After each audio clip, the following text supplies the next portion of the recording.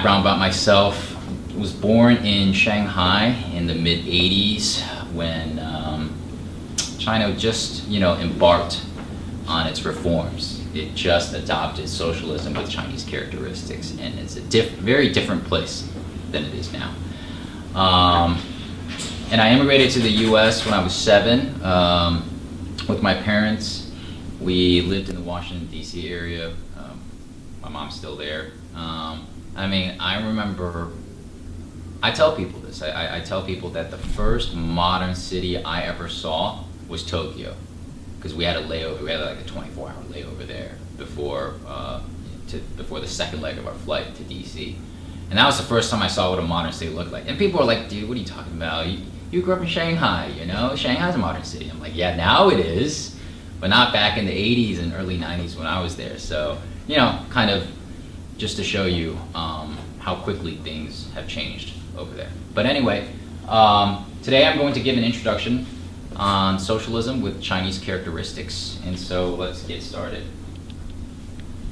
All right, so, just as sort of a background, socialism with Chinese characteristics, I shortened it to SWCC because it's kind of a mouthful and kind of long to type out, but it's the official state ideology of the People's Republic of China. And one could argue that it is the most successful form of real existing socialism to date. Approximately 1/5 of humanity, 18% of the world's population, live under this system. And also similar forms of this type of socialism is practiced in 3 out of the 5 remaining socialist nations in the world, which includes Vietnam and Laos. So this is the overall outline. So what is socialism with Chinese characteristics? That's part 1. Part 2, how is it practiced? And part 3, what has it been able to achieve thus far? And so, ultimately, that's the goal, right? I mean, China originally, when the Communist Party first took power, was a semi-feudal, semi-colonial state, very backward, very poor.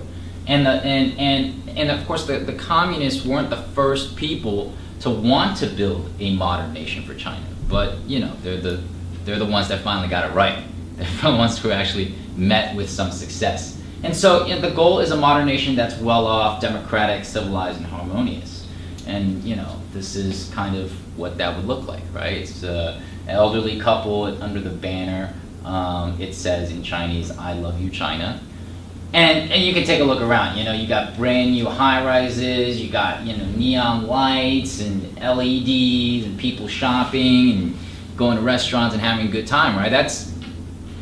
That's what socialism should be, right? Is everybody enjoying greater material wealth year in, year out, right? It's not what is often misconstrued by various powers that be in the West, how they consider socialism. That's not, where everybody is equally poor and you have no economic opportunities, right? That's, as Caleb said last week, that's not socialism.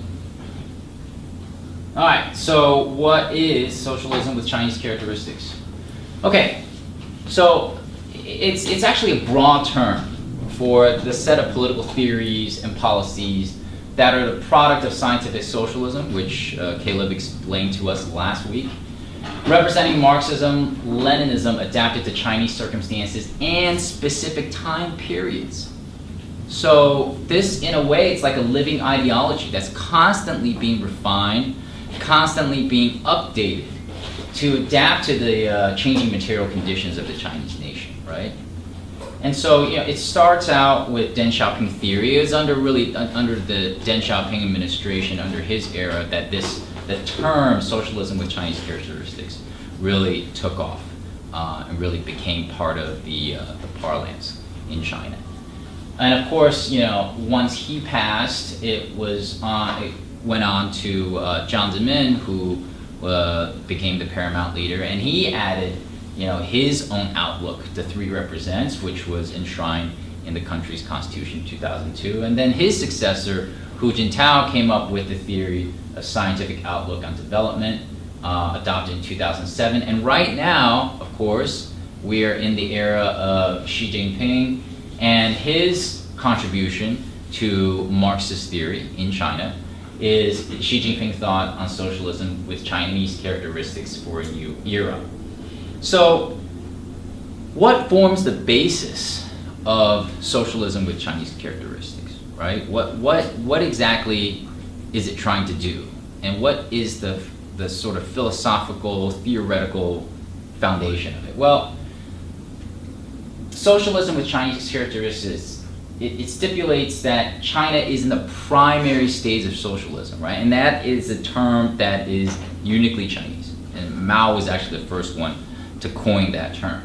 And it's in the primary stage of socialism mostly because of its relatively low level of material wealth, unlike European countries, unlike North American countries.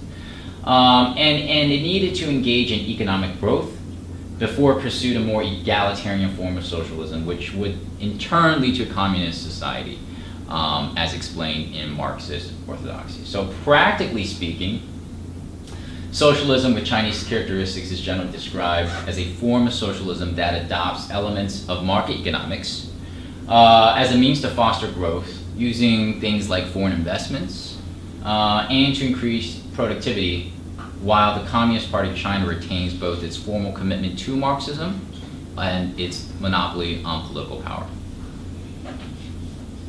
Okay, so under that definition, right, what I just said, it's adapting Marxism-Leninism to Chinese circumstances for that specific time period. And if you use that definition, really, I mean, who was the first to kind of invent socialism with Chinese characteristics? Did it really start with Deng Xiaoping, or did it actually start with Mao, right? Early on in his career as a Communist Party member, I mean, he would get yelled out of meetings for proposing the idea that China should use the country's vast peasantry as the primary agitators for revolution, as opposed to what was then a tiny, tiny proportion of the population that were actually urban proletariat workers, right? I mean, he got yelled out of party meetings for suggesting such a thing. But then, of course, that's what he did, and it was successful, and it brought the CPC to power. So who was it really to adapt Marxism-Leninism to Chinese circumstances? You know, you could argue it was this guy, right? It was Mao. And Deng Xiaoping and everybody who came after sort of used what he did as the foundation, as a stepping stone for the things that came after. And like I said, the primary stage of socialism, right? I mean, that's, like I said, that forms the foundation of the theory behind socialism with Chinese characteristics. And it was actually first coined by Mao at the first Zhengzhou conference in November 1958. But he didn't really elaborate. He just said it, right? He's like, oh, we're the primary initial stage of socialism. And that basically means, you know, our main job is to grow the economic base because we're very poor. But he didn't really elaborate further on that. And that was left to his successors, namely Deng Xiaoping. So this theory of a primary stage of socialism was eventually developed and used as the theoretical basis for the political report that was delivered to the 13th National Congress held in 1987. And so the theory, what is the main focus, right? You know, keep saying it again and again, is to develop the productive forces in China, because China was just so poor. And it was also a way to, you know, reconceptualize socialism to make Marxism fit for contemporary use, for that particular time period. Especially since by the 80s, the socialist mission or the socialist project in Eastern Europe was starting to fail. And I think Chinese leaders, the leadership knew that. And they had to find a way to have socialism succeed in China and not go the way of what happened in Eastern Europe and the Soviet Union. So, you know, party theorists, they said, okay, the primary stage of socialism in China is going to last for a long time, right? It started when the CPC, when the revolution succeeded in 1949, and it's going to last about 100 years, right? Okay, well, 2049 is actually not that far off now. The PRC is about to celebrate its 70th anniversary in just the next couple of weeks. So, the previous Maoist emphasis on economic equality over economic growth was abandoned. The primary mission then was to grow the economic base, how to grow the pie as opposed to divide up the pie. Okay, so this is what Deng Xiaoping said in 1984. What is socialism and what is Marxism? We were not quite clear about this in the past. Marxism attaches utmost importance to developing the productive forces. We have said that socialism is the primary stage of communism, and that at the advanced stage, the principle from each according to his ability and to each according to his needs will be applied. This calls for highly developed productive forces and an overwhelming abundance of material wealth. Therefore, the fundamental task for the socialist stage is to develop the productive forces. The superiority of the socialist system is demonstrated in the final analysis by faster and greater development of those forces than under the capitalist system. As they develop, the people's material and cultural life will constantly improve. One of our shortcomings after the founding of the People's Republic was that we didn't pay enough attention to developing the productive forces. Socialism means eliminating poverty. Pauperism is not socialism, still less communism. All right? So I mean, he spells it out very clearly, right? Primary mission is to grow the productive forces in China. And that's one of his famous phrases, right? Poverty is not socialism.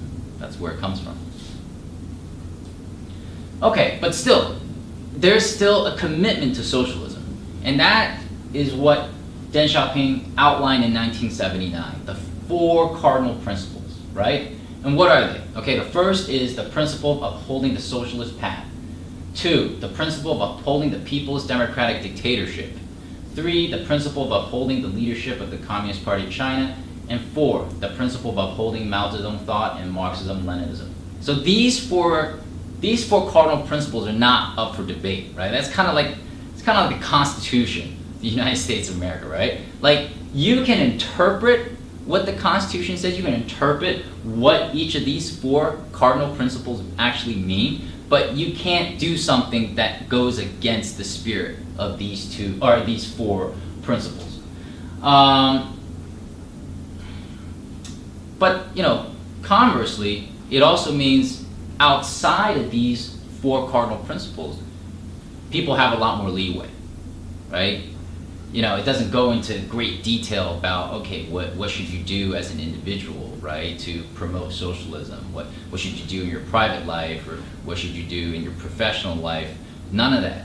So it kind of, in a way, the state, the party stepped back from a lot of things that are traditionally thought of as a socialist state.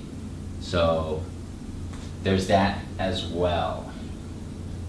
While taking into account, socialism with Chinese characteristics, right? The first part is socialism. And so we saw, just from the 4 cardinal principles, the commitment to socialism. While taking into account Chinese circumstances. All right, so socialism with Chinese characteristics, normally associated as beginning 1978, when Deng Xiaoping took power and became paramount leader. Okay, so what was China like in 1978?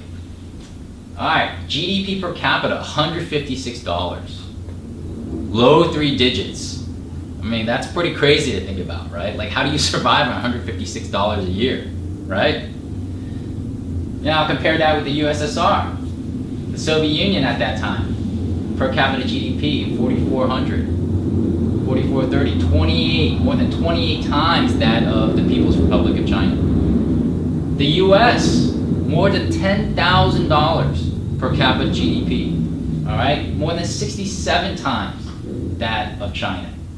And then also, like, these are pretty, GDP per capita, pretty abstract numbers, right? Well, let me put it to you in more concrete numbers. number of automobiles per 1,000 persons. I couldn't find a figure for all of China. I did find a figure for Beijing, the capital city, which one would expect to be like, you know, one of the most advanced cities in the country. 0.009 automobiles per 1,000 persons. All right, per 1,000 people, you had what, like not even 0.01 automobiles. Okay, 1.05 television sets per 1,000 persons, and then 2.18 telephones. We'll come back to these numbers later. All right, we'll take a look at just how things have changed. But this is China. This was China in 1978, and so I show you some, I show you some pictures for comparison, right? I'm pretty sure you can tell this is China, and like everybody's like really. I mean, back then everybody was kind of wearing the same thing. Everybody's riding a bike. You don't see any cars. You see some buses in the background. You don't see any cars. The far right. Where's that? It says Radio City. It's right across from where I work right now. That was America. That's New York City, 1978, right? Not too different. I mean, the car models are a little bit older. The people's fashion's a little bit different, but more or less the same. People, dress very fashionably, very colorful. There are lots of cars on the roads, a lot of economic activity going on, right? So not that different than now. You know where that is? It's Moscow. Moscow, 1978. Looks pretty modern too, right? At least compared to China. There are plenty of people on the street, dressed fashionably, plenty of cars, right? So, I mean, China, very, very backward back then, 40 years ago. Very, very poor. All right, and finally, incorporating Chinese characteristics. So, China was materially very poor in 1978, right?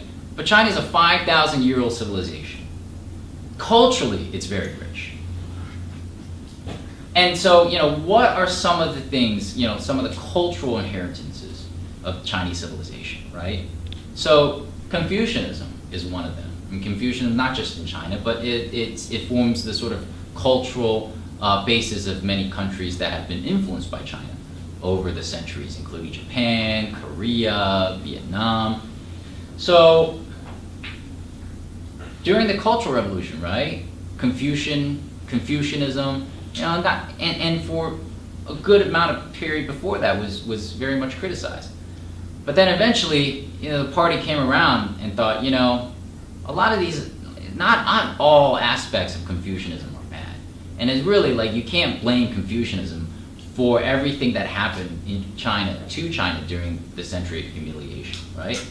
There are a lot of good principles within Confucianism that can be used, that can be harnessed, incorporated into socialism with Chinese characteristics. Because one of the things you realize if you ever go to China or these other, Confucian-based countries is that this cultural heritage, right, this philosophy runs very deep. And despite what happened during the Cultural Revolution, you're still not able to get rid of it. It's so ingrained in the way that Chinese people think and act.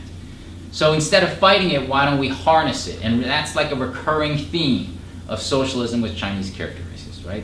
Some things, there's certain core principles you gotta just put your foot down, this is not gonna happen. But a lot of other things, maybe it's more productive to harness it, right?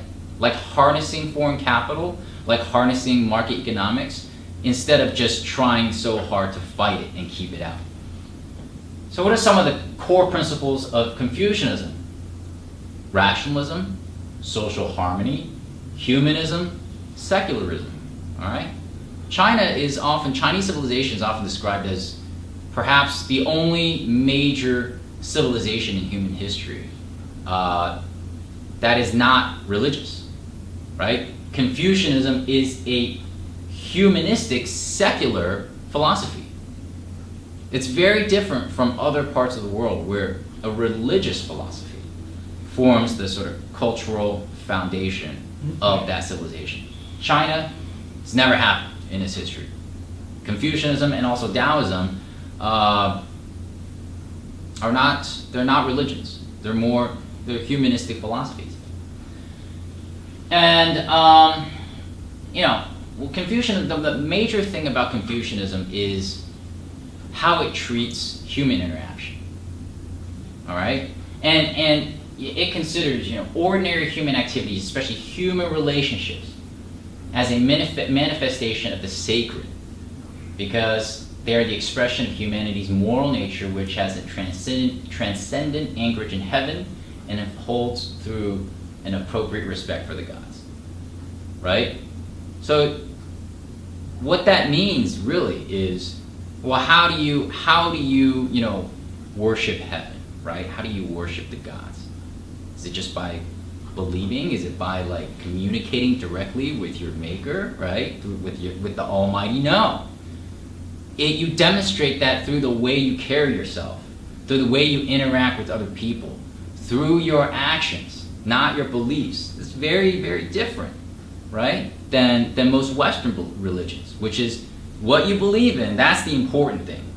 What you do, yeah, that's important too, but belief comes first. Confucianism is like, no. The way you demonstrate your connection with heaven, with the gods, is through your actions with other human beings. All right? And so some of the things in Confucianism, the 5 constants: benevolence, righteousness, ritual, knowledge, integrity, to this day, still foundations of Chinese society, right? And by ritual, I don't mean like some, elaborate, ritual, religious ceremony. No, this is just, it's just a word for human interaction, right? Like when I come and shake your hand, right? That's a ritual, all right? When you bow, that's a ritual. Like how you interact with other people, that's a ritual. And then the 4 virtues, right? Loyalty, filial piety, right? Respect for your elders, for your parents, for people who are more aged than you. Frugality, righteousness. And then the 5 bonds. The ruler, subject, father, son, husband, wife, elder, junior, friend. All right, that's also a core tenet of Confucianism. And it says, you have responsibilities on each side, right? Yeah, the junior position, right? A subject is supposed to obey the ruler, but the ruler he has the responsibility to take care of his subjects. And that goes through all of these, So again, something that reverberates through Chinese civilization. And so Voltaire said this about Confucius. So, he said, Confucius had no interest in falsehood. He did not pretend to be prophet. He claimed no inspiration. He taught no new religion. He used no delusions, flattered not the emperor under whom he lived. All right? Then another important philosophy in China is Taoism, right? What are some core principles of Taoism? Compassion, moderation, humility. And the yin-yang, the concept of dualism, right? All right, so within the white you have the black, within the black you have the white. Like everything has its equal opposite. You can't completely eliminate the one and just have the other, right? And in a way, it's kind of like the Marxist concept of contradiction, which Mao says. Mao actually said everything that's in existence, right? In his essay on contradiction, everything in existence is a product of contradiction. And then there's also the concept of Wu Wei, action through inaction. And you also see that play out in some of the things that China does, right? Some of the aspects of socialism with Chinese characteristics. China has never been a missionary civilization. It has never tried to send people far and abroad to spread its civilization, right? That's something that Western civilizations do. The Abrahamic religions, right? That's part of that missionary zeal, right? It's to go and spread the faith. These days, it's go and spread democracy, right? Around the world. Capitalism, democracy around the world. Well, China does not have that sort of tradition. And as a matter of fact, you go to China today, you talk to a CPC member, and you're like, does China want to propagate socialism with Chinese characteristics? And they say, no, absolutely not. I mean, it's all written right there. It's socialism with Chinese characteristics. It's socialism adapted for China, right? And then also, what is socialism? Socialism is about generating material wealth, right? Who cares what labels you put on it, right? Like if American capitalism is better at generating wealth, then maybe you should go with that, right? But is it these days? Definitely not, right? Definitely not. So, you know, it's the concept of, you know, if you just do the right thing, then people will come to you. You don't have to go far and abroad to try to push your agenda, push your ideology onto other people, right? And that sort of, again, ties back to traditional Taoist theory and philosophy. And then the Confucian concept of Xiaokang and Datong. So Xiaokang is actually very popular, a little less popular now, but it was popularized by President Hu Jintao. During his administration, he said, you know, his goal, right, was to create a Xiaokang society. And what does that mean? It means, you know, lesser prosperity, a moderately prosperous society in which the people are able to live relatively comfortably, albeit ordinarily, right? Not super rich, but comfortable. You don't have to worry about being hungry. You don't have to be worried about being sick. You don't have to worry about, you know, putting clothes on your back or a roof on your head, right? That's the first main goal, right? Is to get to the Xiaokang society. Concept again that dates back to the 11th to 7th century. It first came in the Shijing, the classic of poetry. So thousands of years ago, this concept has been there thousands of years. In the modern era, it's first used by Deng Xiaoping, and then, like I said, eventually popularized by President Hu Jintao, who used the concept to promote the creation of a harmonious society that would balance economic growth with social equality and environmental protection. Because it was during his administration that some of these problems, some of these signs, you know, started to show, right? Chinese society with the growth, with rapid economic growth, was becoming increasingly unequal. And then there was also increasing amounts of environmental degradation. All right, so what comes after Xiaokang? Well, what comes after Xiaokang is a period called Datong, the Great Unity. And this concept first appeared in the Liying chapter of the Li Ji, the Book of Rights, which dates the Warring States period, which is approximately 475 to 221 BC. Again, thousands of years ago. This concept has been there for almost more than 2,000 years. And it's the way that this concept is presented in the Li Ji is, you know, one of Confucius's disciples, right? If you read any of the Confucian classics, it's usually one of his disciples talking to Confucius and, you know, trying to get his wisdom. So this story goes, one of his disciples sees Confucius pacing back and forth very nervously, and he asks him why. Well, Confucius responds, well, I don't think I'm going to live to see Datong. I don't think I'm going to live to see the Great Unity, right? And so his disciple asks him, well, you know, Master, what do you mean by the Great Unity, right? And this is what he says. When the grand course was pursued, a public and common spirit ruled all under heaven. They chose men of talents, virtue, and ability. Their words were sincere, and what they cultivated was harmony. Thus men did not love their parents only, nor treat only their own sons as their children. A competent provision was secured for the aged till their death, employment for the able-bodied, and the means of growing up to the young. They showed kindness and compassion to widows, orphans, childless men, and those who were disabled by disease, so that they were all sufficiently maintained. Males had their proper work, and females had their homes. They accumulated articles of value, disliking that they should be thrown away upon the ground, but not wishing to keep them for their own gratification. They labored with their strength, disliking that it should not be exerted, but not exerting it only with a view to their own advantage. In this way, selfish schemings were repressed and found no development. Robbers, thieves, and rebellious traitors did not show themselves, and hence the outer doors remained open and were not shut. This was the period of what we call the Great Unity. So, comrades, like, what does that sound like to you, right? It sounds like, I mean, does anybody care to? Communism. It sounds like ultimate communism, right? It sounds like the end stage of communism, a paradise on earth. This idea, and of course, Confucius is not the only ancient philosopher to write about the ideal world, right? I mean, a lot of, like Plato, a lot of Western philosophers, Middle Eastern philosophers had the same idea.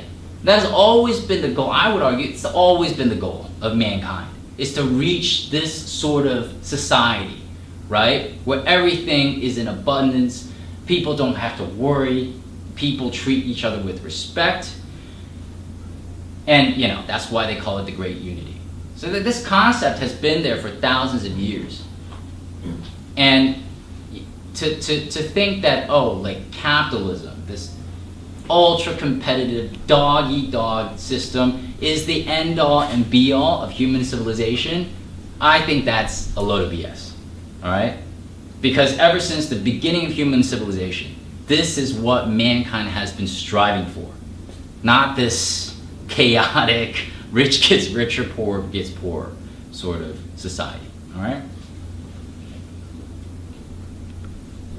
So then I come to the two centenaries. The first is coming up next 2 years from now, the centenary of the founding of the Communist Party of China. That is the deadline for which Shao Kahn society has been fully achieved. And what does that mean? Objectively, a doubling of the 2010 per capita GDP figures, which I think has already been accomplished. Because I think in 2010, China's per capita GDP was about $4,500. The estimate for this year, 2019, is a little over 10,000. So that's already been reached. But also, you know, it's not just about numbers, right? I mean, the US has very high GDP numbers, but then there are also a lot of people who are homeless. There are a lot of people who are, you know, working 3-4 jobs just to put a roof over their heads, right? Like, the GDP numbers are skewed by the ultra rich. What it also means is making sure, and that's one of the primary platforms of President Xi Jinping, is to eliminate poverty. Eliminate poverty objectively by 2021. Nobody in China will be poor according to the World Bank UN standards for poverty, all right? And then is the next centenary, 2049, the 100th anniversary, the founding of the People's Republic. And so, you know, as you saw earlier, the goal by 2049 is the complete transformation of China into a socialist country that is strong, democratic, civilized, harmonious, modern. Probably also means the full incorporation of Hong Kong, Macau, and Taiwan into the PRC as well. I definitely see that happening. I mean, the 50-year sort of, you know, capitalist system, Hong Kong, that expires in 2047, Macau 2049, and I think China's going to take back Taiwan one way or another by 2049. All right. Although the term 大同 is not used to define the end goal of China's socialist transformation, it's not that difficult to see that, you know, maybe 2049 is, yeah, and of course, you know, the Chinese Communist Party, they're very conservative in that manner, right? They don't try to overpromise. They rather, you know, underpromise and overdeliver. So they're not going to say, oh, we're going to have 大同, we're going to have real existing communism by 2049. But one could think maybe that's the goal, right? In the back of their mind, they're thinking maybe that's what they're planning on having. It's by the 100th anniversary of the People's Republic, there would be so much material wealth in China that you can actually get to that point. And with, you know, with all the new technologies coming out, right? Like artificial intelligence and automation, as Caleb said last week, in America, in a Western capitalist society, that's absolutely devastating, right? It means millions of people, tens of millions of people are going to be out of a job. But in a socialist country, what does that mean? It means, oh, everybody only has to work 12 hours a week, right? You know, let the machines do all the work. We're just going to hand out stuff to everyone because there's just so much of it to go around. There's so much wealth to go around, right? I mean, that's what communism is, and that's what the Confucian concept of 大同 is, right? Okay, so how is socialism with Chinese characteristics practiced? Part 2. So how is it practiced? How does it work in modern day China? For that, we go back to the 4 cardinal principles, all right? And I put a little graphic of core socialist values. You can see that like plastered all over the place in China. And this one is, there's Chinese, but there's English translation down below too, so you can kind of see. And the top row, it says, you know, it means country, this means society, this means citizen. All right, so this is what the country should be like, this is what society should be like, this is what an individual citizen should be like. All right, so again, the 4 cardinal principles. First one, the principle of upholding the socialist path. So, what is socialism, right? I mean, that's, like I said, that's kind of hotly debated in China. All right, so these days it means creating a socialist market economy. It's combining market economics with central planning. It's not one or the other. You can have both, right? Turns out some things it's better when you have a plan. Some things are better when you have a market, right? Especially for like consumer goods. I mean, that's one of the issues with the Soviet Union, right? How does like a central planner in Moscow know how much stuff, what type of stuff to produce, what people would like, what people would use? Like you can't, it's very difficult. Maybe with AI we'll get there, right? But for human beings at least, it's very difficult to get to that level of detail through planning.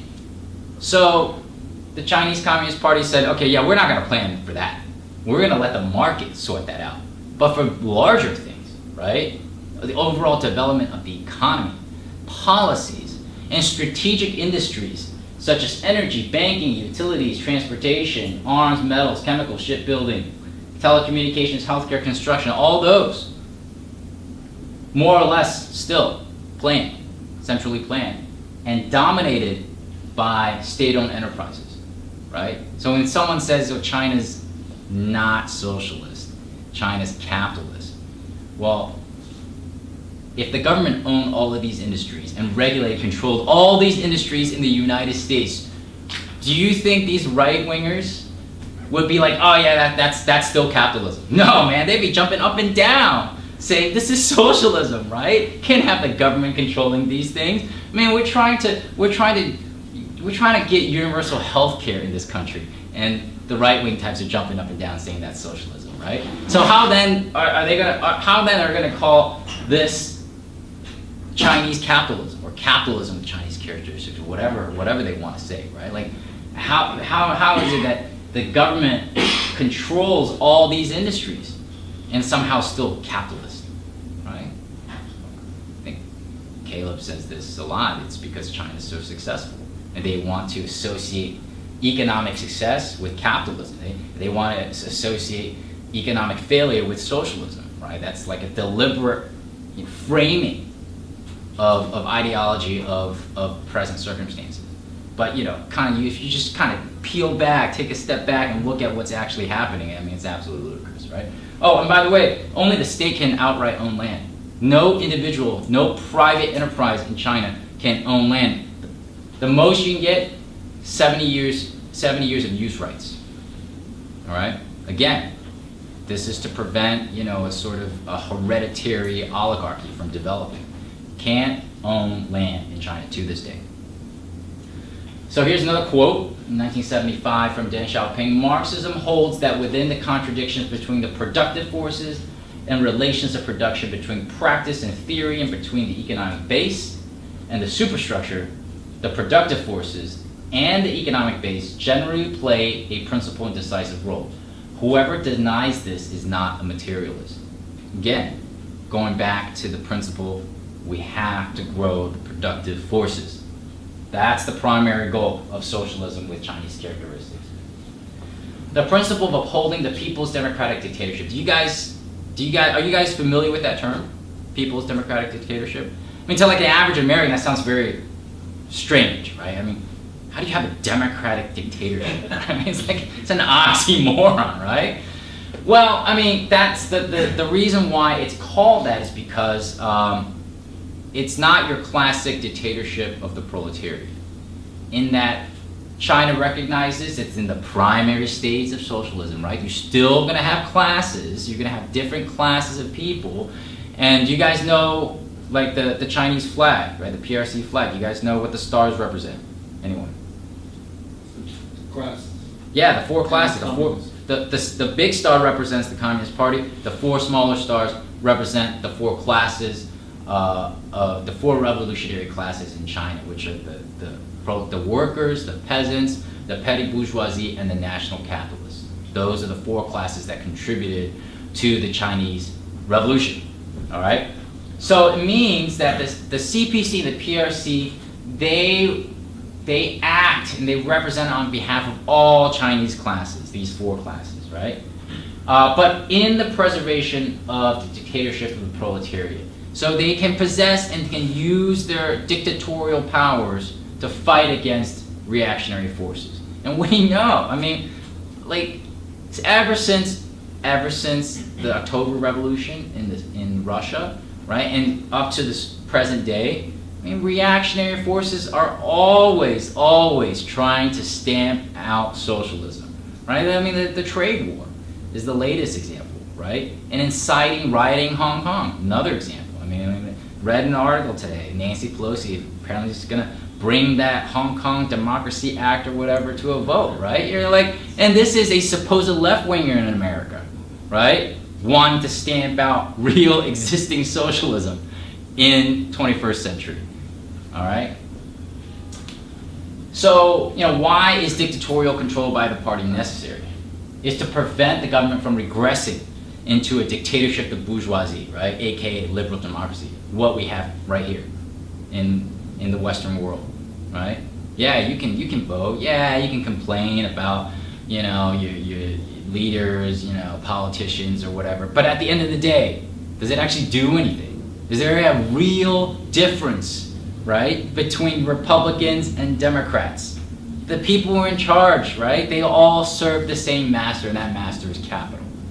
And that's what China is trying to prevent, all right?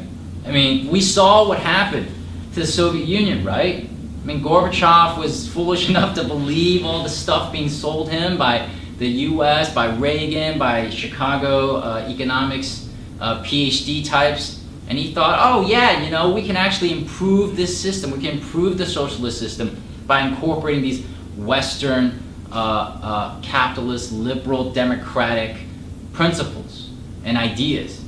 And what actually ended up happening? It was the dismantlement of the socialist project in Eastern Europe and the Soviet Union, right? A reversion to a dictatorship of the bourgeoisie, right? You have oligarchs with billions of dollars, right, that are looting national resources, especially during the 90s under Yeltsin in Russia. And you know, that's what China's trying to prevent, right? Imagine if Tiananmen Square, right, if the CIA NED-backed students Tiananmen Square had succeeded. What do you think would have happened to China? Probably the same thing that happened to the Soviet Union. Dismembered, life expectancy going down, you know, infant mortality going up, GDP taking like a 50% nosedive, right? Like the Great Depression, let me put this into perspective. The Great Depression here in the US, all right, GDP dropped by 23% from peak to trough. So you can imagine how bad things were in Russia after the dissolution of the Soviet Union. GDP dropped by 50%. This is crazy, right? So, I mean, is that really like what the West is trying to sell China, right? Oh, you know, we want you to be a democratic society, just like us, right? And what we actually mean is this dismemberment of your country, the looting of your natural resources, and like a 50% implosion in your GDP. Okay, Communist Party of China says, no, sorry, we're not going to go that route. You're not going to sell us on this. And what does democracy mean to the Communist Party of China, right? What does real democracy mean? It means the ability of the masses to affect real policy changes for the benefit of a majority of citizens, right? A couple of examples. Poverty eradication, right? Like I said, one of the sort of byproducts of such breakneck economic growth, especially during the 90s and 2000s, was rising inequality. And of course, that was kind of, it was a deliberate decision by Deng Xiaoping, because he recognized, well, you know, in order to grow the productive forces, he said, some people have to get rich first, right? If we're going to take a different path, we're not going to be so worried about dividing up the wealth and just growing the wealth. Well, of course, some people are going to be richer than others. So let some people get rich first.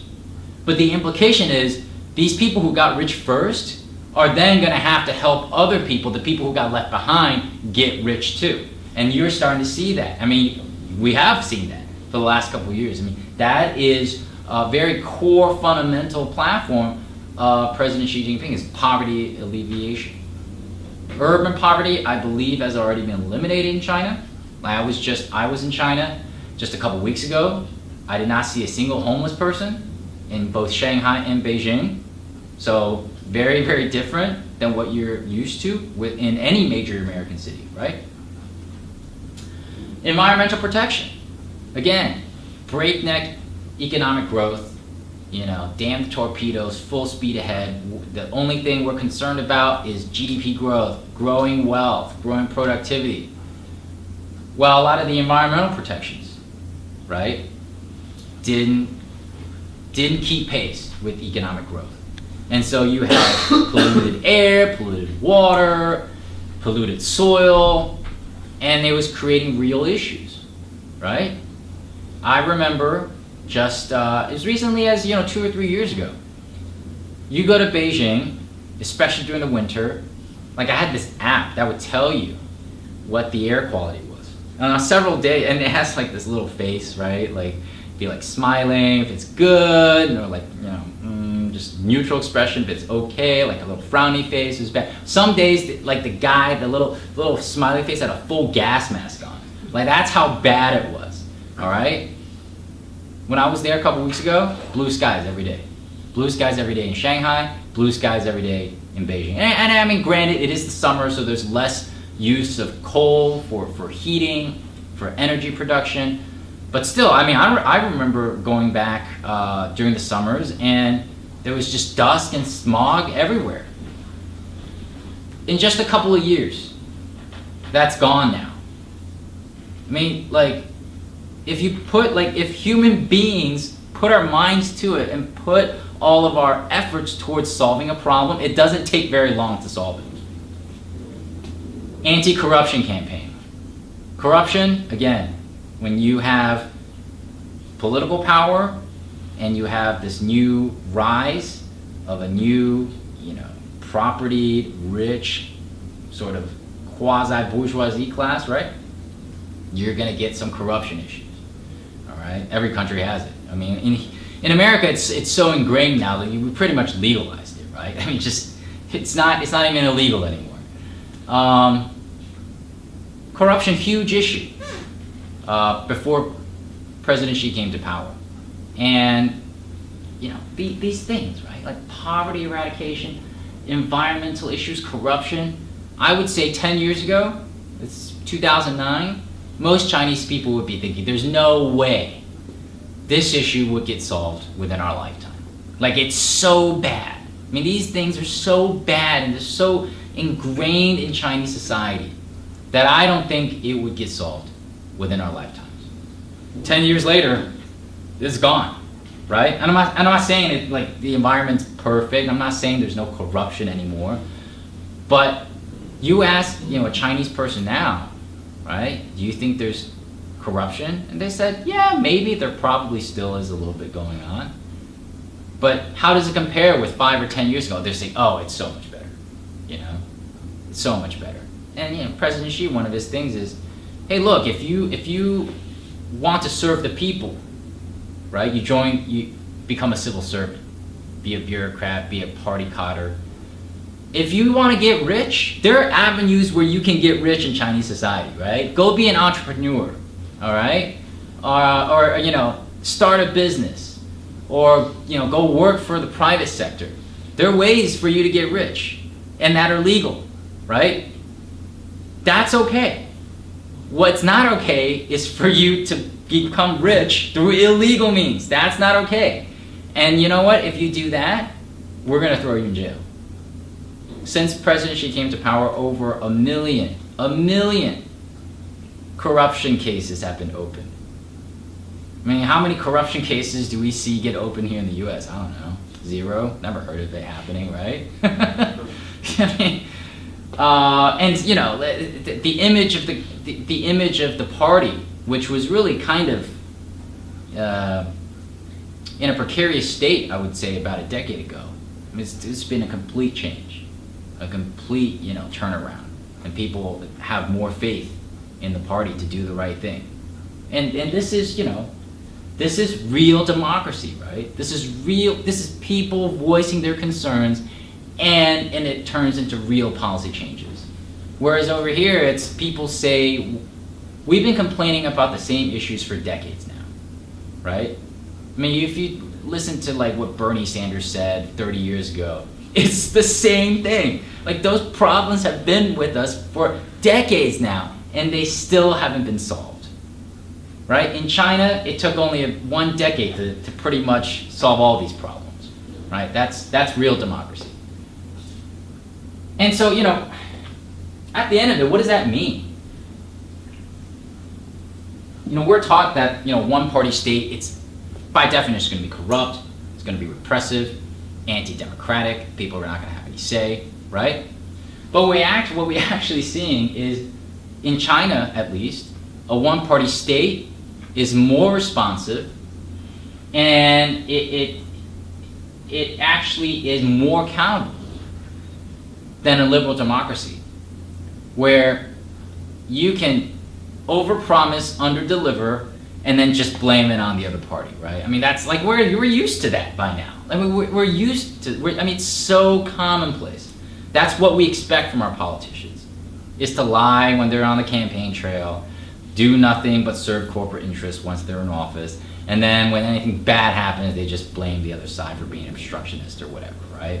And then, of course, that's not just us. That's every liberal democratic society in the world right now has the same problem. You go to Taiwan, right? It's held up as a paragon of Asian democracy or Chinese democracy, right?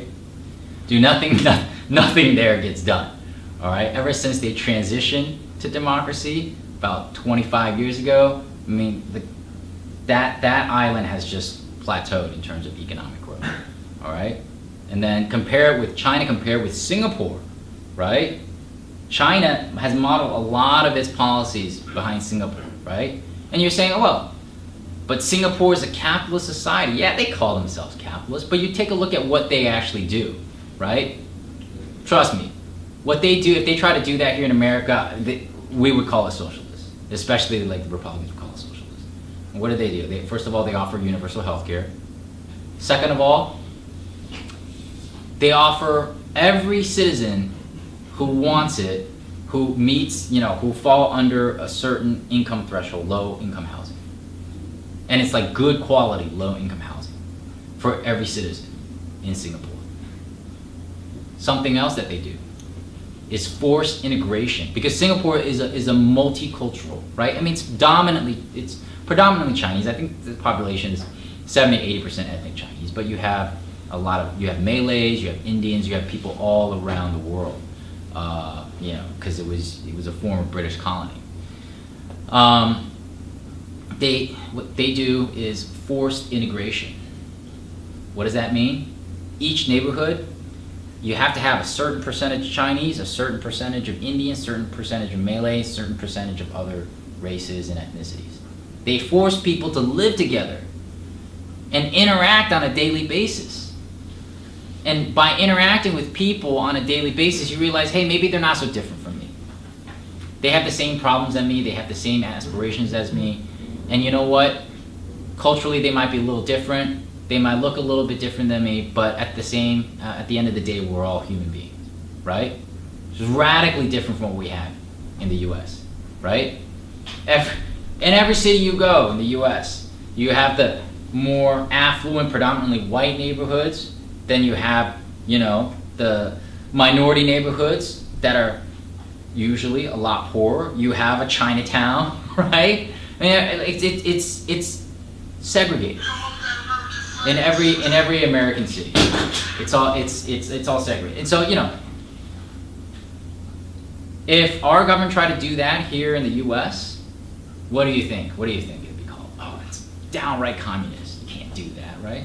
So yeah, Singapore, they call themselves a capitalist, right? But a lot of things they do, hey, look, China's like, yeah, actually, that sounds a lot like socialism to us. And again, China is, the primary goal is growing productive forces, social harmony. What you call it is not important. It's how you get there, right? It's what policies you institute to get to that goal.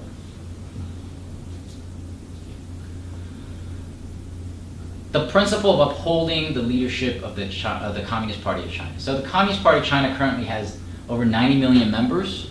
It's larger than the population of Germany. Actually, it's the second largest political party after the BJP in India.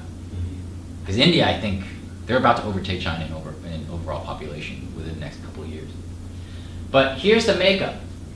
26 million peasants, 7.2 million blue-collar workers, 12.5 million white-collar workers, 9 million government workers, and then 7.4 million party cadres, full-time employees of the Communist Party of China. And I know like these numbers don't actually add up to 90 million, but this is just kind of like some of the subcategories of party members. The Communist Party only accepts the best of the best with an acceptance rate of less than 10%. It's like trying to get into Harvard. All right, that's how competitive it is. It's well known. President Xi was only admitted into the party on his 10th attempt. He tried 10 times. He rejected the first 9 times. And this is the president we're talking about here, right? The paramount leader. And his father was a high-ranking first-generation revolutionary. All right, but that didn't help him, you know. This I found on Quora. Somebody asked, you know, one of the questions asked was, you know, what is it like, or how do you join? What's the process like for joining the Communist Party of China? Oh no, this is from an article. Sorry, the next couple of stories are from a Quora article. And this one young party member said, joining the party is not easy. Of the 40 students in my class, only 5 were admitted. Right, that's like 1/8 of this class. He credits his admission to his top-notch grades, student government positions, and willingness to help his classmates, which earned him a strong reputation, right? So, again, you're seeing some of these traditional Confucian ideas, all right? Sort of being, you know, melded into the modern Communist Party of China. You know, qualities such as integrity, right? Qualities such as, you know, a work ethic, knowledge, right? Studying hard. These are all things that the Communist Party looks for before they decide to admit someone. So according to the Constitution of the Communist Party of China, members must follow orders, be disciplined, uphold unity, serve the party and the people, and promote the socialist way of life. Local party committees, so, you know, at the very top, right, you have the paramount leader, then you have the Politburo, the Central Committee, but from then on it goes all the way down into your very neighborhood, if you live in a city, or a village, if you live in the rural areas.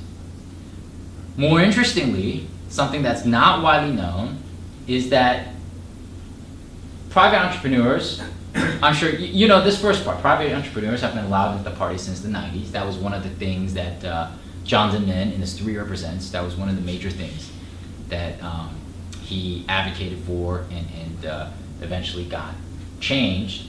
But who knows about the second part, after the comma? Did anybody know that? No, right? So even in private enterprises, especially large ones, even foreign-owned enterprises in China, over 90% have party cells operating within them. So the party reaches down into every aspect of Chinese society. Doesn't necessarily mean they control what you do, but they do know what's going on. And they have to know what's going on, you know, in order to protect the system, right? All right. Also, this is from Quora, written by a party member, a young party member. Why does China have to uphold the leadership of the CPC? Well, there are a couple of stories. First story. So everybody knows 2008, the Wenhong earthquake, right? Devastating earthquake, 8.0 on the Richter scale, hit mainly Sichuan province, which sits on a fault line. So in 2008, catastrophic 8.0 earthquake hit my hometown, thousands died. Survivors rushed outside and caused a traffic jam. You may have seen a similar scenario from disaster movies. Well, that's what it looked like then. When everybody was trapped, a man in his 40s knocked on all the car's windows, one by one, asking if there were any CPC members willing to help restore the flow of traffic. About 1.5 dozen CPC members organized themselves, including me. We played the role of temporary traffic police until the real police came to take control. Then all of us merged back into the crowd. Nothing special, just when people needed help, I know it was my time to stand out, right? This is integrity, right? I mean, in the West, you're hearing, they like to play up the stories of corruption, which by the way, it's a lot better now, of, you know, political intrigue at the top levels. But for like an average citizen, you know, on the grassroots, this is what the party means for them, all right? This is what is expected of a party member. I mean, there are lots of other stories on Quora where they're like, people are like, oh, what does it mean to be a party member? Well, you gotta pay dues, you gotta go through this arduous process. I don't really see any major benefits, but definitely every time like a natural disaster happens, you gotta be on the front lines, right? You're the first to go, you know? You get voluntold, you're the first to go, because that's your responsibility as a party member. So here's the second story. He said, one day later I was watching TV and saw a reporter with her cameraman taking a military helicopter into a remote mountain region to send food and water to earthquake survivors because all the roads and phone lines had been destroyed. By a stroke of sheer luck, the helicopter found a small village in a valley, but the pilot could not find a flat place to land. From the live camera, I saw a girl rush up to the chopper. By girl, it doesn't mean actually like a minor. You have to be an adult to be a party member, but you know, like Asian people, like someone in their early 20s or mid-20s can easily be confused for a teenager, even by other Asians. I saw a girl rush up to the chopper holding a red notebook in her hand. When she came closer, she held up her red notebook, which was in fact her party membership card, and shouted to the reporter with tears in her eyes that she is a CPC member. She said the village chief was buried under a pile of rubble, so she was in charge of the village now. She thanked the PLA, said that the villagers just needed some water, and that the PLA should send the food to places that really needed it. Yeah. It's thinking of not yourself, right? It's thinking of others before yourself. And that's the core tenet of communism, socialism, right? We're taught here in the US, in a capitalist society, greed is good, right? Like Adam Smith, the invisible hand, like the greed, it just cancels each other out. No, it just makes things worse. Like everybody's looking out for themselves, dog eat dog. Like, is that really the type of society you want to live in? Or you want to live in a society where people take care of each other, right? Where people step up, very young people, step up and take responsibility because it's their time. They know that's what they have to do. Yeah, as a party member, if no one else is there to do that job, it's your responsibility to do that job. So that's why core tenet, right? One of the 4 principles, cardinal principles, upholding leadership of the CPC. All right, the last one, upholding Mao Zedong thought and Marxism-Leninism. What does that mean in practical terms? There's not going to be a de-Stalinization event in China. There's not going to be a secret speech, right?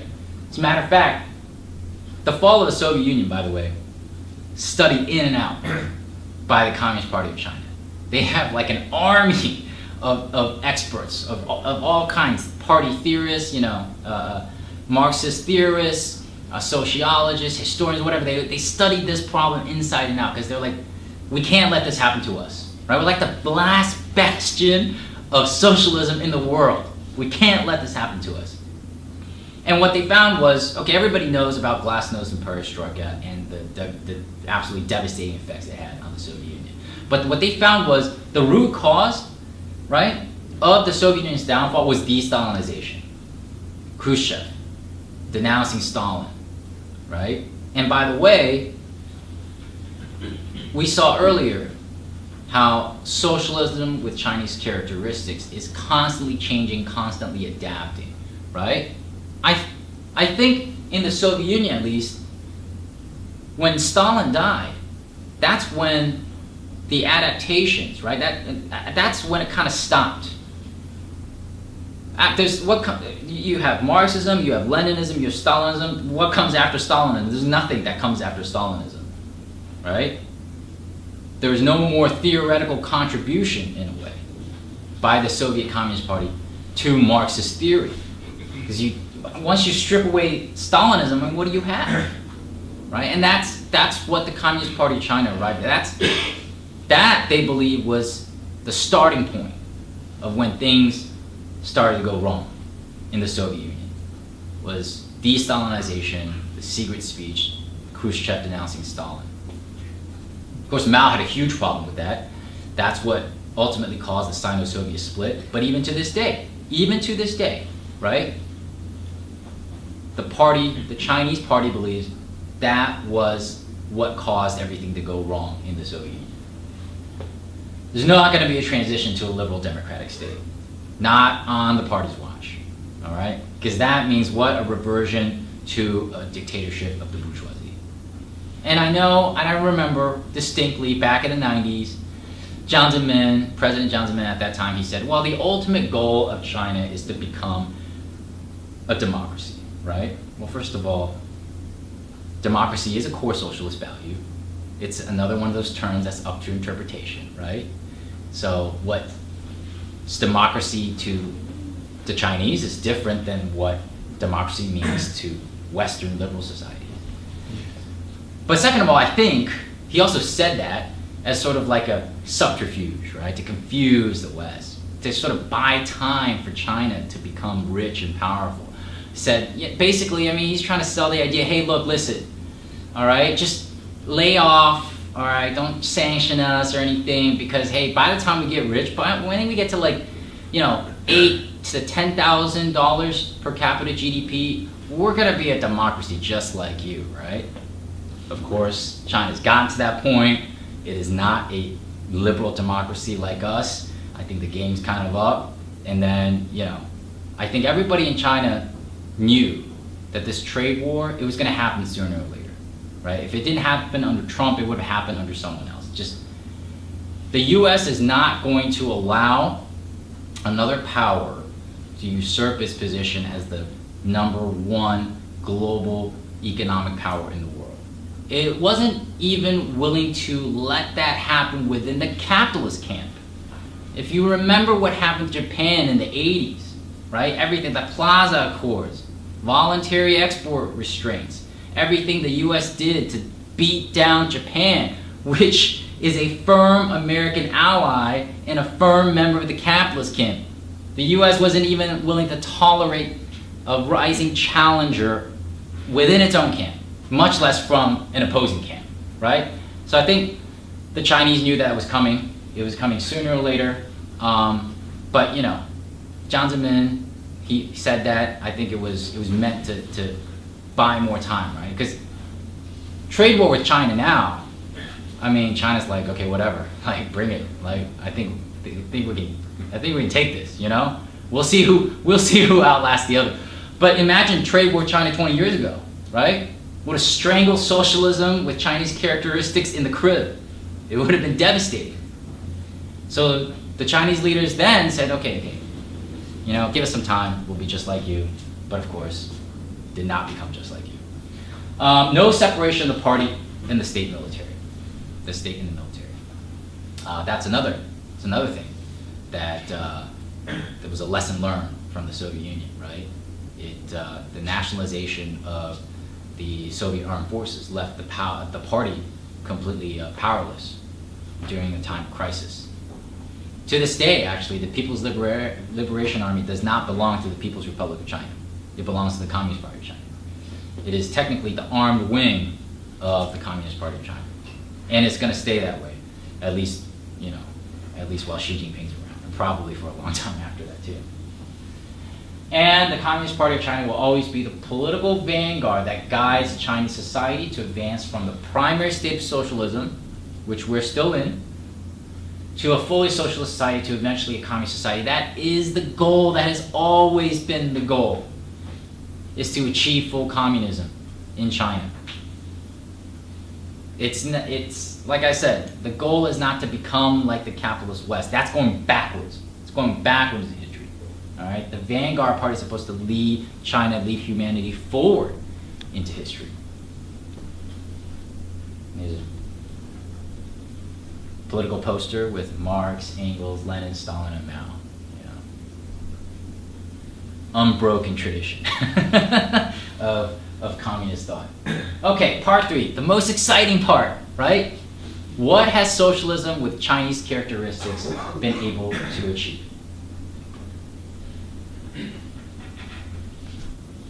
So, that's China in blue. All the green countries have per capita GDP higher than China. All the red countries have per capita GDP that's lower than China. As you can see, China is now more prosperous than most of the third world. Really only the industrialized West and some of the Gulf states, right, is still richer than China on a per capita level. Huge. So these numbers we saw back in 1978, what are they like now? 1978 per capita GDP, $156. This year, estimated to be over 10,000, a 65-time increase.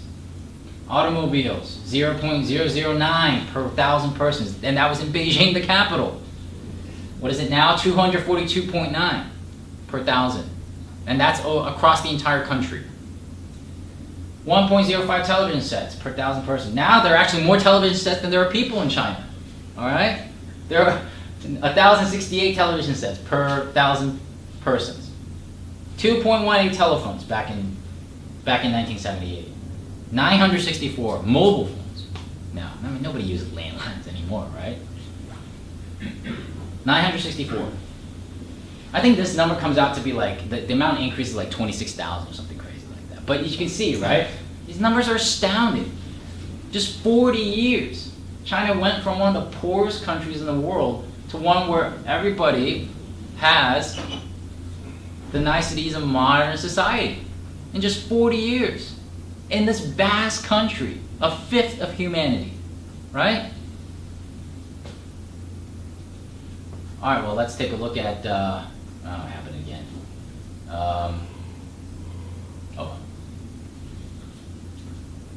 So, it's normally called BRICS, but I took China out, so now it's BRIS. But okay, so per capita GDP, right? 1978, all right, where are you now? China, $156. Brazil was pretty well off back then, right?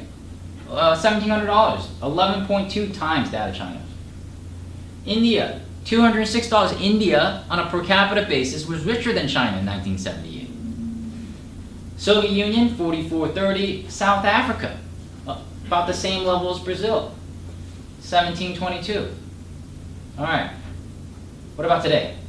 Today in 2018, China is right below 10,000, right? That was last year. This year it's going to be above 10,000. Brazil, only 89.21. It's less than China now. India, way less, only 20% that of China. South Africa and Russia got cut off, but you can see, right? Like this is South Africa right here, a little over 6,000 less than China, and Russia is this gold line right here. China's not that far off, not that far off from Russia. Russia, I think, is around 11,000. So China was the poorest country out of BRICS back in 1978. Now it is richer on a per capita level. It's richer than all but one, Russia, right? And Russia has vast mineral resources, vast wealth that can be dug out of the ground. So, it's impressive, very impressive, right? Well, let's take a look at China versus post-socialist states. Well, I started in 1990 because that's when stuff hit the fan for the socialist world, right? China at that time was, it was actually twice as rich as it was back in 1978, but still only $318, right? Low three digits GDP. Bosnia, 1994, in the midst of a civil war, right? Still richer than China, okay? Poland, Romania, Ukraine, right? As we saw with Brazil, South Africa, all around, you know, like the $1,500 range. So relatively not rich, but industrialized, right? Slovenia, for some reason, like Slovenia is very prosperous. Like even back then, I looked this up. Apparently, they have a very small population, but it was like heavily industrialized in the Federal Socialist Republic of Yugoslavia. So they had like all these industries, and they had all this human capital, and actually a very small percentage of the population. So when it split off, it had a much better time than the other former Yugoslav republics. But as you can see here, right, in 2018, this is Ukraine down here. Ukraine's only like $3,000. It's in terrible shape after that revolution in 2014, right? Yeah. Mistake there, listening to the CIA. Let's see, Bosnia, about $5,000, a little less than $6,000. All right. I think this is Romania. This is Poland. Between, you know, the $10,000 to $15,000 range, so not that much higher than China, right? But back then they were all about 5 times richer than China. Now it's like maybe 1.2, 1.3 times. And then even Slovenia is only about 2.6 or 2.8 times richer than China, right? And you can see all these countries, what happened between 2008, 2009, all took a dip from the Great Recession, right? All these countries. China, did it take a dip during that time? Nope, still kept on growing 9%. That's what happens. All right, so here's what the country looked like back then. And this isn't even 1978, this is 1990. And this isn't 2019, this is 2010, this is just 20 years. Shanghai, right? That entire skyline was built in just 20 years. Straight out of Blade Runner. All farmland back then, and some, you know, low-rise buildings. Beijing, 1978. See? Do you see any cars on the street?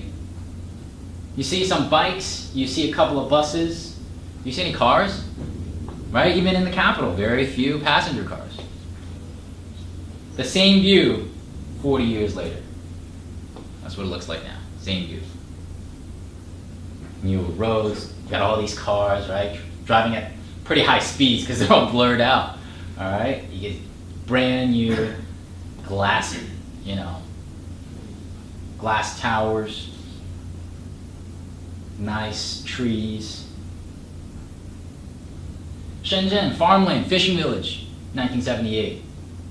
China, Silicon Valley now. All right? It's what, 40 years of socialism with Chinese characteristics has done for the country. More dynamic than Hong Kong now. All right? Hong Kong's got some serious issues, mostly because of capitalism. And again, media tries to frame it as a problem with socialism. No. So, I mean, Hong Kong's like a capitalist wet dream. All right? Zero estate tax, very low income tax, like 17% average income tax. Few very wealthy families, tycoons, own pretty much all the land, right? But then what happens?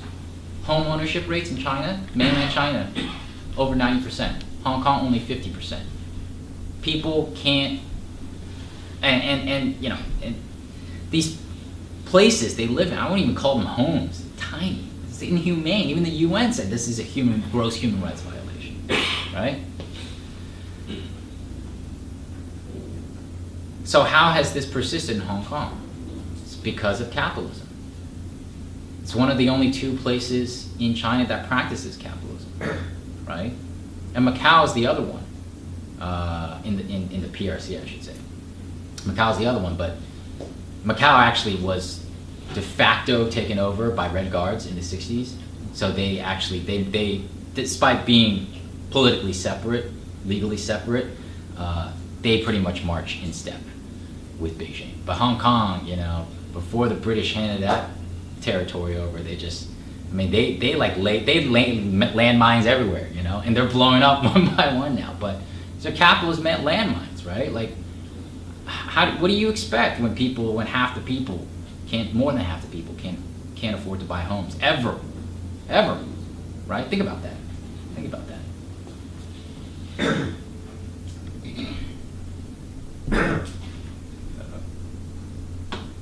Oh, there we go. Guangzhou, 1978. That's what a bus stop looked like in 1978. Look at that really, really old-looking bus, right? And look at the roads, look at the buildings, look at the people. A bus stop in Guangzhou now.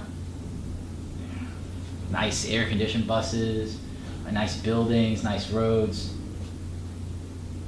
A street stall in Kaifeng, the ancient capital of Kaifeng, 1978. I mean, this is kind of what you would expect a third world country to look like, right? You go there, and people are setting up street stalls. Street stalls turned into modern boutiques now. Same city, 40 years later. Fashionable young woman doing some shopping, you know, like what you would see on Fifth Avenue. Wedding photography, 1978. Like my parents, they had a wedding photo just like this. All right, and you can see it's not even a full gown, right? The woman's just wearing like a top, because only like the top part, you only get the top part. She's wearing pants, you know, the bottom half, right? It's not even a full gown.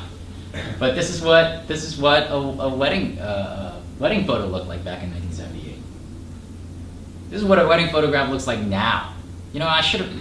Next time you got to remind me. I had some of these taken. They were just outrageous. They're outrageous, you know. But this is what they do now, you know. And they touch it up and they make it look all nice. And look at that. Like you have helpers to like throw the dress open so it looks super nice, right? That's wedding photography now. Ice cream. Back then, 1978, it's literally just a wooden box, maybe with ice cream and like ice to keep it cool inside. See what this little boy's doing? He's playing with the cell phone. Yeah. Like a lot of places. I first discovered this a couple years ago, but now like I kind of expect this now. A lot of places you have to ask them first. You're like, hey, do you take cash? And 50% of the time they're like, no, sorry. Do you have Alipay? Do you have WeChat Pay? I don't carry any cash anymore. I'm like, oh, yeah. Problem is you can only set that up on your phone if you have a Chinese bank account. So if you visit there, it's kind of challenging. I hope the government does something about that. You know, make it easier for tourists, foreign tourists, to travel and pay and stuff, because a lot of places don't take cash anymore. Bookstore, 1978, right? Right after the Cultural Revolution, you still see a lot of communist era, you know, Mao era posters with heavy communist themes, revolutionary themes. Bookstore, 1978. Bookstore now. What a bookstore looks like now. Oh, you still have communist themes, right? You see this book cover right here is Zhou Enlai and his wife. So, and people reading, relaxing, gaining knowledge. Cars. This is a Shanghai brand car in 1978, probably like one of the few thousands that were produced that year, you know? This guy's very happy. I don't know if it's actually his car or belonged to his work unit, but hey, I remember when I was a kid back in the late 80s, I saw one of these cars. I was so excited. I had my parents take a picture of me like with my hand holding like on the hood, because cars were so rare back then. To sit in the driver's seat, like even, you don't even have to drive it. Just to sit there and be like, man, this is pretty amazing. So this isn't actually in China. It was in Vancouver.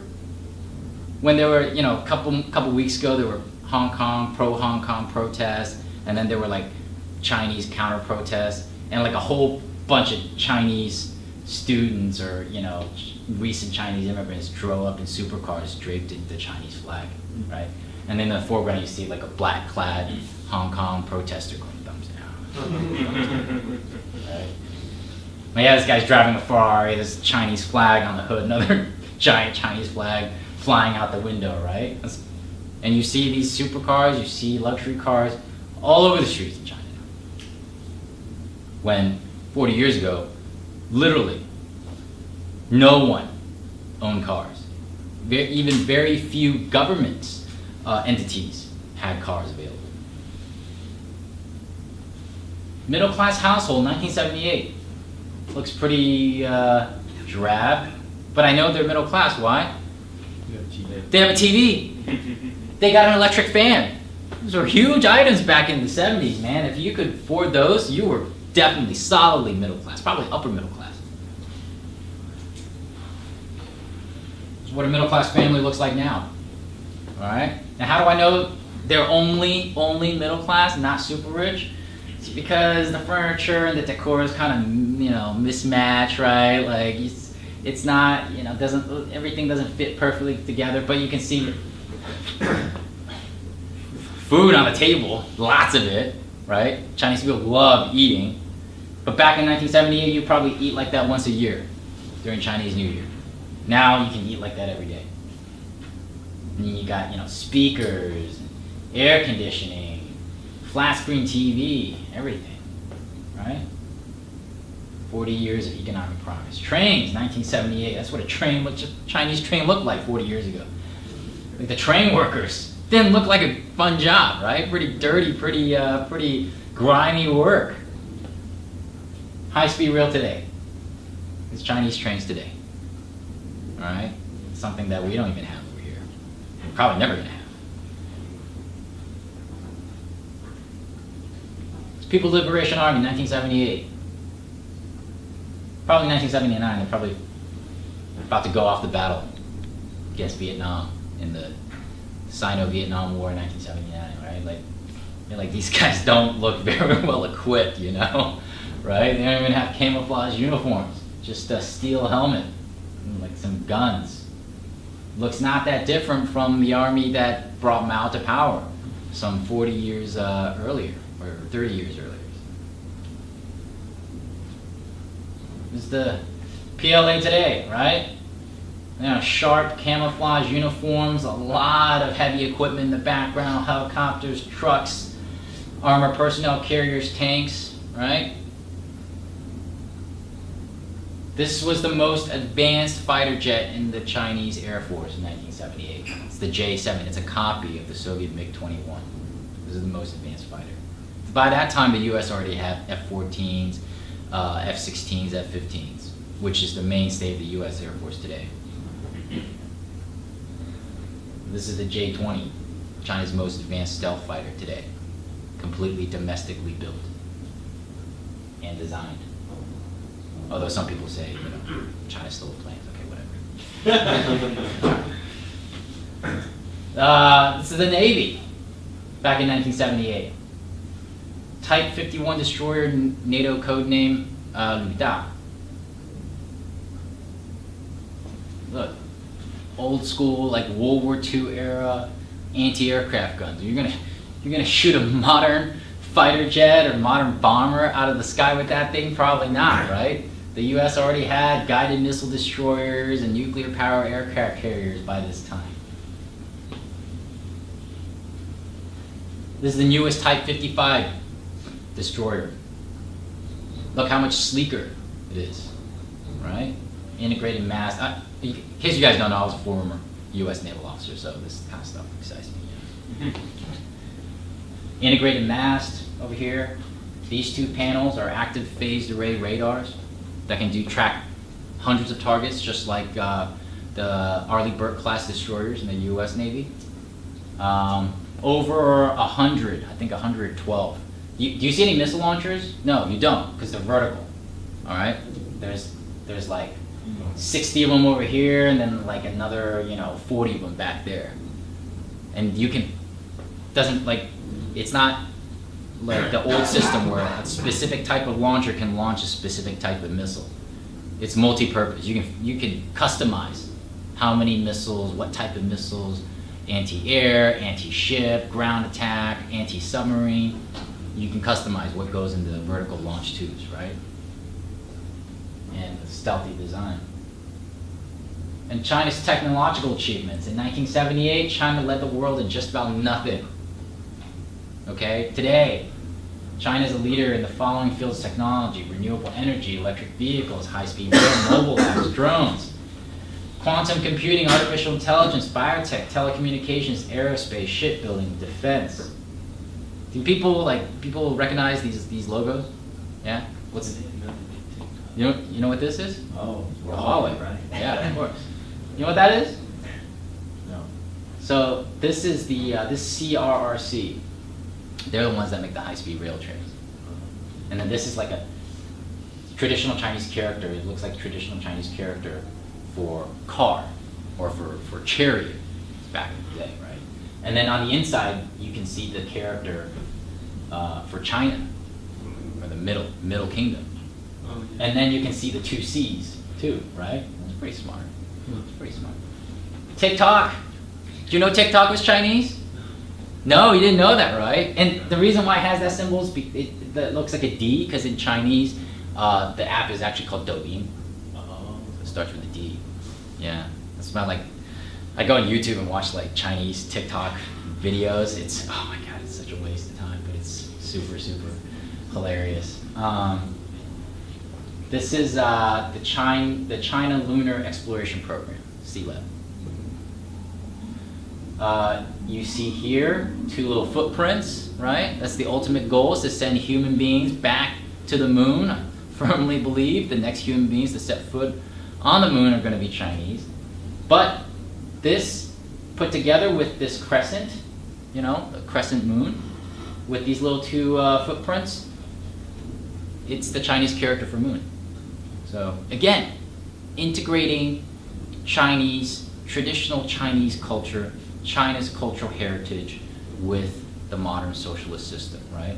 And it's, you know, a lot of these, the project, the project right now of sending the unmanned spacecraft to the moon is called the Chang'e project. Chang'e is the mythical goddess of the moon. All right, she has a pet rabbit called the jade rabbit, and that's the name that called Yu Tu, in Chinese. That's the name they gave to the rover. It's the jade rabbit rover, right? Again, combining traditional Chinese mythology with modern Chinese socialism. You guys know what that is? DJI? They're the #1 drone manufacturer in the world. You can go on Google right now. Like, I had to look up DJI logo to find that logo, because if you just type in DJI, like, the only thing you're going to see are a bunch of drones. You guys know what BYD is? You don't really see them here, but they're huge in China. They're the largest electric car maker in the world, BYD. Much cheaper than Tesla. Much cheaper than Tesla. And Norinco, they're China's biggest defense manufacturer. So they produce mostly ground equipment. So small arms, artillery, tanks. So they provide military equipment to the PLA and a lot of foreign militaries around the world. So what are the secrets to the success of socialism with Chinese characteristics? #1 on that list, I would put diligence, all right? Hard work. From President Xi all the way down to the poorest subsistence farmer in the most remote regions of China. Everyone is working hard. I mean, do I think President Xi is like the smartest man in China? Do I even think that he's the smartest man in the Communist Party? Probably not in terms of IQ. But I certainly believe he's one of the most hard-working individuals in the entire country. And that is the secret to his success and the success of the entire country. Everybody is working hard. And again, that's something that's completely counter to this narrative socialism that we have here in the West, right? Oh, socialism is just about handing out free stuff. It's about people being lazy, not doing work, you know? Like everybody's kind of leeching off of the couple of people who are doing actual work. Have you guys ever been to China, any of you? Just one day. Just one day? Mm-hmm. If you go out into the streets of China, any city, any place in China, you'll see people just running around, bustling about, working every day. I mean, the startup culture in China, they say, they call it a 996. It's from 9 a.m. to 9 p.m. 6 days a week. That's what's expected of you. if you work for a startup. The government actually came out and said those working hours, are illegal, according to Chinese labor laws. But I think the government also knows that, you know, in order to defeat capitalism in the long run, people got to work a lot harder, right?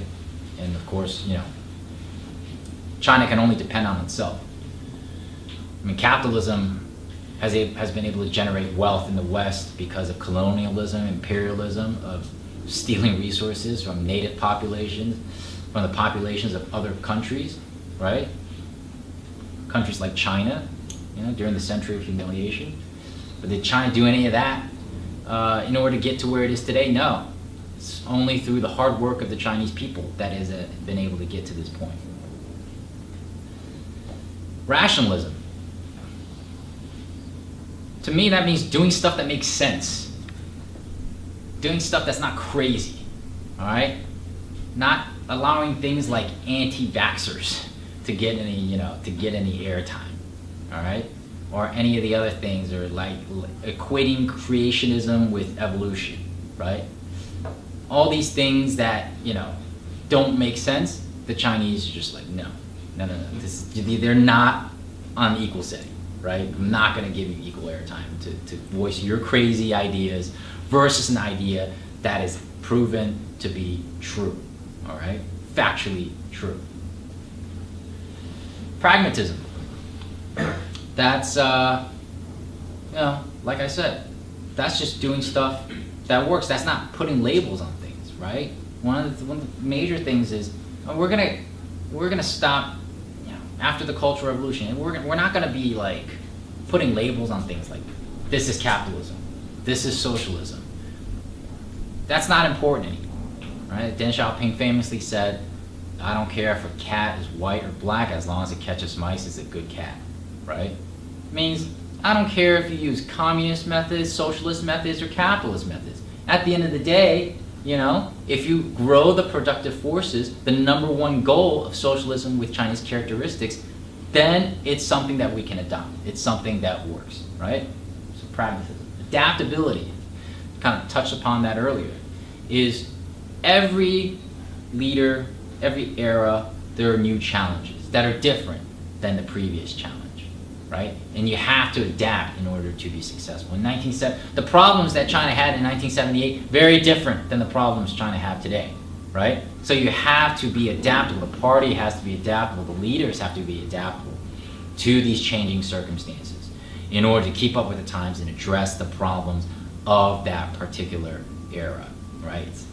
Don't want to become stagnant. Don't want to keep doing the same thing just because that was the way it was done before. Scientific experimentation. This is not just for like science, the hard sciences. I'm talking about social science.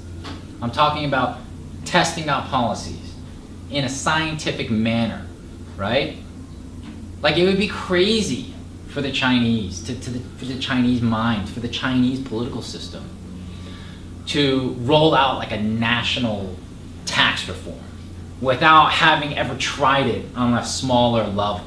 To them, that's insane. Like if things don't go well, you can do a lot of damage to your country because there are always unforeseen circumstances, right? Something that might work in theory may not actually work in fact. That's why you gotta try things out first, you know? In a city, perhaps, or a village, perhaps. And then if it works, and you try different experiments, and you know, you kind of compare them against one another, and you kind of figure out which ones worked, which ones didn't, right? Shenzhen worked spectacularly. So those policies got implemented nationwide eventually. But there were a lot of experiments that didn't work. What happened? Just, you know, you got good data, but you don't implement those policies, right? You try things out, then you move them progressively upward to the national level. You can't just roll out a national policy when it hasn't been tried at a local level and proven to work. Humility, right? Chinese are never, you go talk to a Chinese person from the mainland and you ask them, do you think China is the best country in the world? None of them will say yes. None of them will say yes. They might say, well, you know, China's the most populous country in the world, right? China may have the largest GDP in the world now. China is the world's oldest existing civilization, right? I mean, these are all facts, right? Chinese people like facts. Chinese people don't like opinions. But, you know, is China the best country? I mean, how do you define best, right? How do you define that? How do you quantify that? And of course, Chinese are like, yeah, I don't really like to brag, right? Humility, one of the, you know, traits of Taoism. It's very ingrained in Chinese society, Chinese culture. Chinese people don't like to brag. So when you ask them, you know, is China the best country in the world? They're like, no, we still got a lot of problems, right? Despite all our achievements, we still got a lot of problems. Problems that we have to solve, problems that we have to face. I mean, contrast that with what you're taught in America, right? I mean, you ask the average American, is America the best country in the world? Yes. Okay, what does that even mean? Like, what are we best at these days, right? You know, best at what, like school shootings? Best at like incarcerating more people than literally any other country in the world, right? Including China, which has a population 4 times ours. Best at invading other countries. I mean, seriously, like, what does that even mean, right? Just, oh, but we're the best. Okay, yeah, okay, roger that, whatever. One I left out here was meritocracy. Again, ingrained within Chinese society, all right? China did not have the same type of feudalism that Western countries had.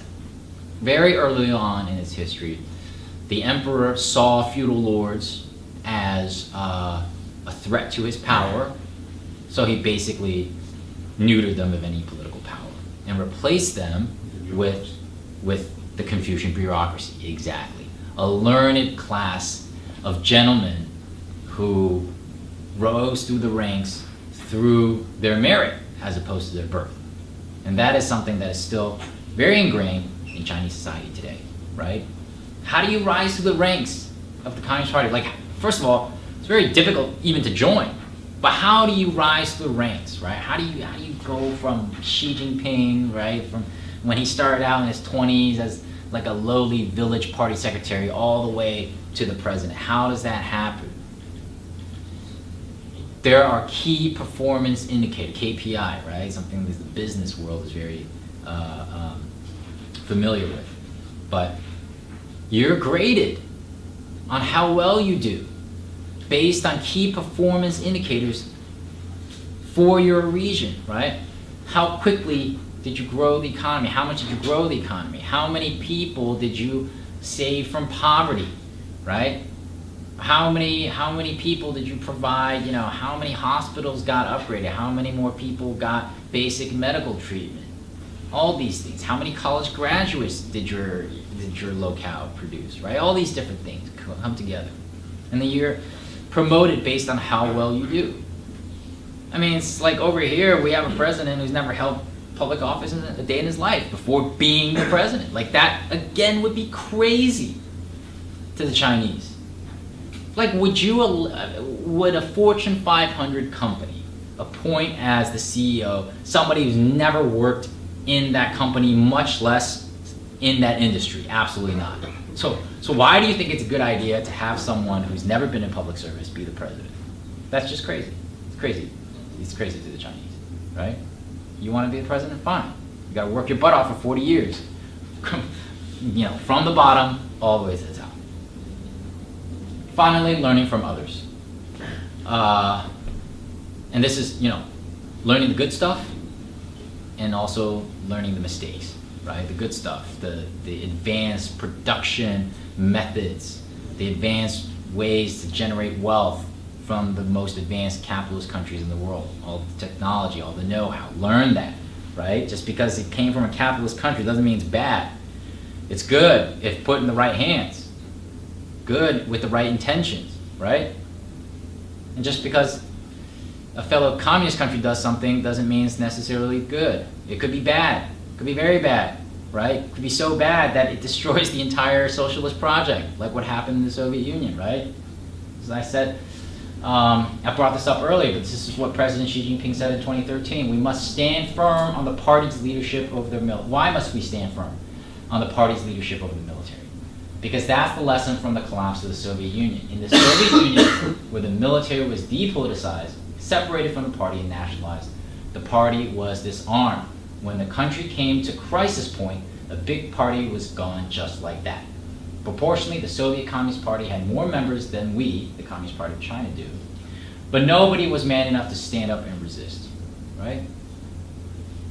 You don't just learn the good lessons, you also learn the mistakes from others. So you hopefully don't make these same mistakes yourself, right?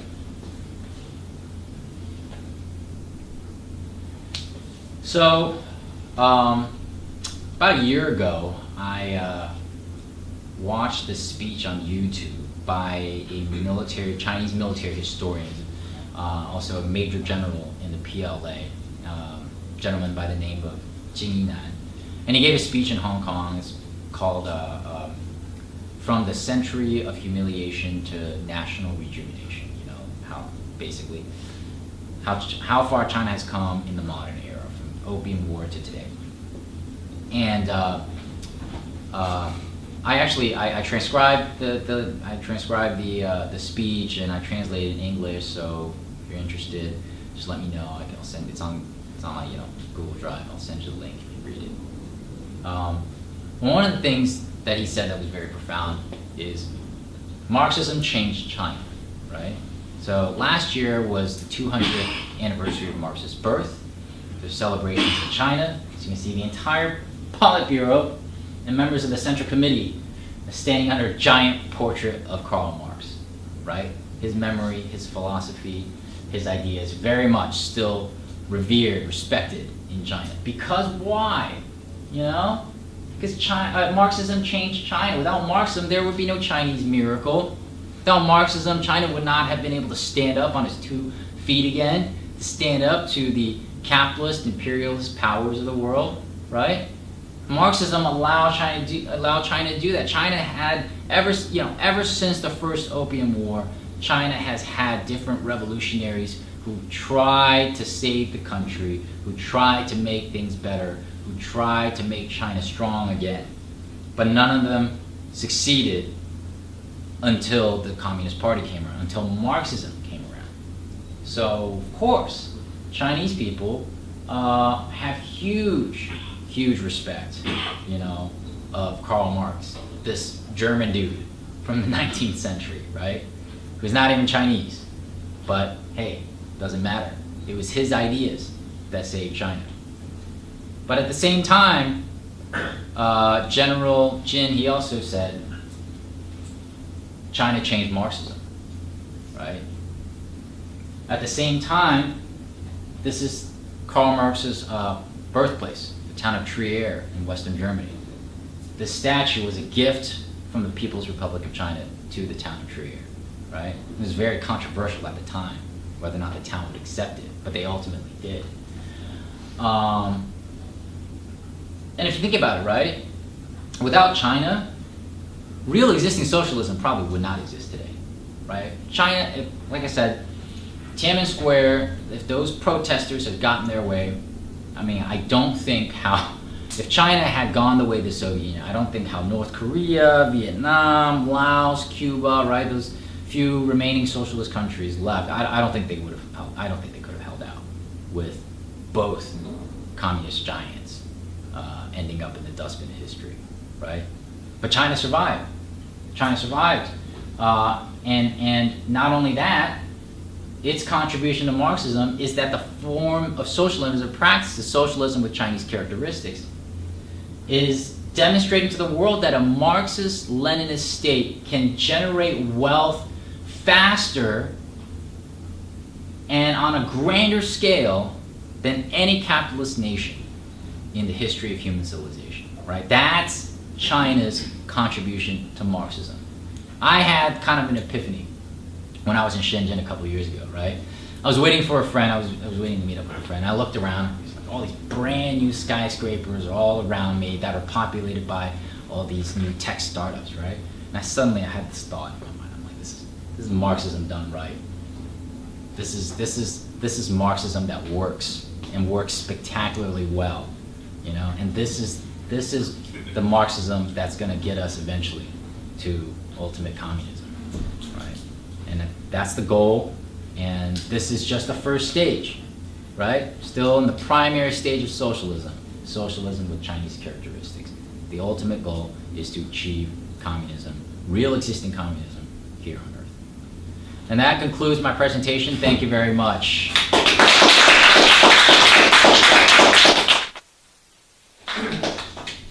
You guys have any questions for me? Anyone?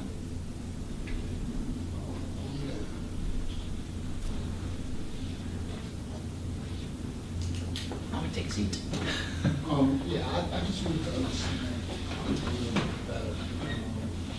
Now, when you describe Marxism with Chinese, I should say socialism with Chinese characteristics, you basically gave two separate tendencies that might characterize it as Chinese. Mm-hmm. One was that it relies on market reforms, Mm-hmm. and the other is that it relies on Chinese cultural tendencies such as Confucianism, Taoism. Mm-hmm. Now, what makes socialism with Chinese characteristics Chinese if you rely only on the market forces? Well, I would say that it isn't. So, yeah? I would say that it isn't. Okay. Yeah, it's that last element, right, of adapting, not just incorporating market forces, but adapting socialism to work within a specific culture, within a specific civilization. You know, that's, Caleb often says, socialism with American characteristics, right? America, the United States, has very different cultural underpinnings than China. So if we're to find a socialism that works here or socialism that works in any other country, it's going to be different. It's going to look different than what it looks like in China. You have to find how to adapt socialism, because it's, like I said, socialism is a living ideology, a living theory, living philosophy, right? You have to adapt the theory to the actual circumstances in which it is practiced. So without that second part, without incorporating traditional Chinese thought, without incorporating Chinese cultural underpinnings and tendencies, then no, I don't think it would be socialism with Chinese characteristics. So that brings me to my second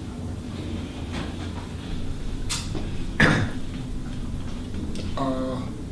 Socialism, in my estimation, is perhaps the first stage. Mm-hmm. And you indicated that what makes specifically socialism with Chinese characteristics is the fact that there's certain cultural tendencies attached to that socialism and not necessarily the market forces. So if we develop the productive forces to the point, right, where now they're achieving a new level, what I found, according to like the theses that was set forth by Huey P. Newton, is that there's another stage. And that next stage is intercommunalism. So, when I'm saying that it's that next stage, and I don't believe he applied it like that, I was looking to see where he was applying it. I believe that he misapplied intercommunalism, and I believe that may be the second phase because of what you just pointed out. And I guess it substantiates the thesis that socialism with Chinese characters, or any type of national characteristics, is relative to the nation state. That's right. Once socialism achieves its historic goal, the nation state ceases to exist. Correct. And what happens is we develop a communal order. Now, that communal order, which you described in your presentation, that communal order could be characterized by reactionary tendencies as well as revolutionary tendencies. And that's going to ultimately split society into a revolutionary form of communalism or intercommunalism, and a reactionary form of intercommunalism. So the next stage of going past socialist development would have to be this form of revolutionary intercommunalism, which is, I see it in the theory of Huey, right, can only bring us into communism. That is, that socialism is not the final stage. So I'm just applying your thesis of socialism with Chinese characteristics as being socialism with national characteristics for as long as there are nations. Right. So would you basically conclude, right, that the next stage is a different stage and it won't go directly into communism, that there has to be some transformation into a communal order? I don't know. I mean, it's hard to predict, right? What will happen in the future and how specifically it'll happen, and I guess that's sort of what is another sort of core idea of socialism with Chinese characteristics is, you know, Deng Xiaoping also said, we're going to cross the river by feeling out the stones. We don't know exactly how to get to the other side. We don't know what it'll look like. We have a general idea of what communism ultimately is, but we don't know what the intermediate stages between here and there, what exactly it'll look like, right? The only thing we can do is try to cross to that other side, try to get there. And we have some, you know, basic principles that we're going to apply, but outside of these basic principles, we're going to try whatever works in order to get there, right? Is there another stage in between, you know, a national, socialism with national characteristics and communism? I can't say, right? I was just wondering, because that would bring me to my third point, the Great Belt and Road issues. All right, now, I had this argument only just last night with some, I don't know if they're Maoists. I think they're pseudo-Maoists. You know? Yeah. I believe so because they're attempting to apply Mao in a way that doesn't apply to historical development. Now, the importance of the Great Belt and Road Initiative, in my understanding, is that it internationalizes socialism. In a way, yes. And I believe that should be, I'm not sure, you know, I mean, I can't say, but I believe it is the goal of the Belt and Road program. Now, this Belt and Road, I believe it's important in terms of struggling towards socialism ultimately and developing socialism, because socialism cannot be obtained without world revolution. Because socialism is an international formation, and once it's obtained internationally, then this is when the stage in which communes will develop. But we can't develop communes and we can't end nations. This is why we have this Chinese with socialist characteristics. Now, the Great Belt and Road, my concern is how it can be used, right, to actually leap forward revolutions. I mean, it's doing excellent work in Africa with developed nations that are established. But what about, I don't know if you know if it's implied, but what about with revolutionary movements? Can the Great Belt and Road be applied to, like, for instance, the Republic of Africa, which is basically at this stage a non-existent colonial nation in the United States, where the colonial population is seeking independence from the United States along those same contradictions. Now, would it be possible for this Belt and Road to be applied to a non-state? You know, that's a great question. I don't know if I have a concrete answer for that, right? I think right now, the PRC and the CPC's policy is one of non-interference in the internal affairs of foreign countries. So what happens within a country's borders, it's up to them, right? But things change. Things weren't always like that. Certainly it wasn't like that under the Mao days, and it could be different once again, right? Especially as we progress through to a new historic stage. If really we are talking about tearing down national borders, then then it's up in the air. You don't know.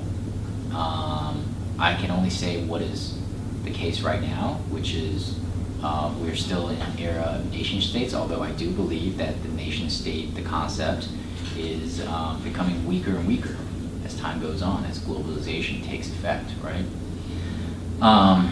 So I don't know. I can't say for sure. I can't say for sure what's going to happen, whether China would extend the Belt and Road to individual communities within a country. It's certainly possible, right? It's certainly possible. But I think, at this stage, it would be pretty difficult to do that, even if China wanted to, without buy-in from the national government, right? If say, China wanted to build infrastructure programs predominantly African American or Native American or Hispanic American communities, I mean, do you think the U.S. government would allow that to happen? Right? Probably not. Even if China wanted to. So that's why it needs buy-in right now, at least at this stage. It needs the consent, the buy-in from national governments, because once you delve within the nation state, if you don't get the buy-in, you don't get the consent from the national government, it's really difficult, at least the way nation states are set up right now, to do that, right? And of course, China wants to differentiate itself from the U.S. China wants to show the world, hey, look, we respect national sovereignty, right? And it means maybe we have to allow some injustices to happen within a nation's borders, but we're not going to let that override the great principle, the overriding principle of respecting national sovereignty, respecting a nation's borders, right? Not using human rights abuses or whatever to go in there and mess things up even more, right? By military invasion or economic sanction or something else. China's showing the world, hey, there's another way to do this. There's another way.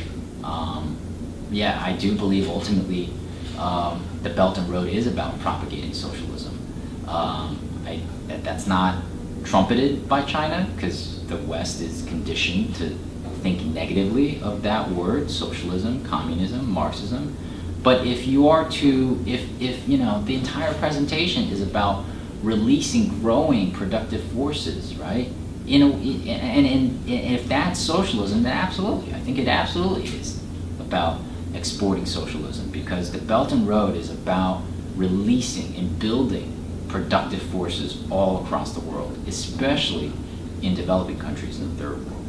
So, it's a complicated situation out there, right? And certainly I think, one thing, another aspect of Chinese socialism, it's very adaptable. It's always changing. So who knows what the policies might look like 10, 15, 20 years down the road, right? I want to just react to some of what was said.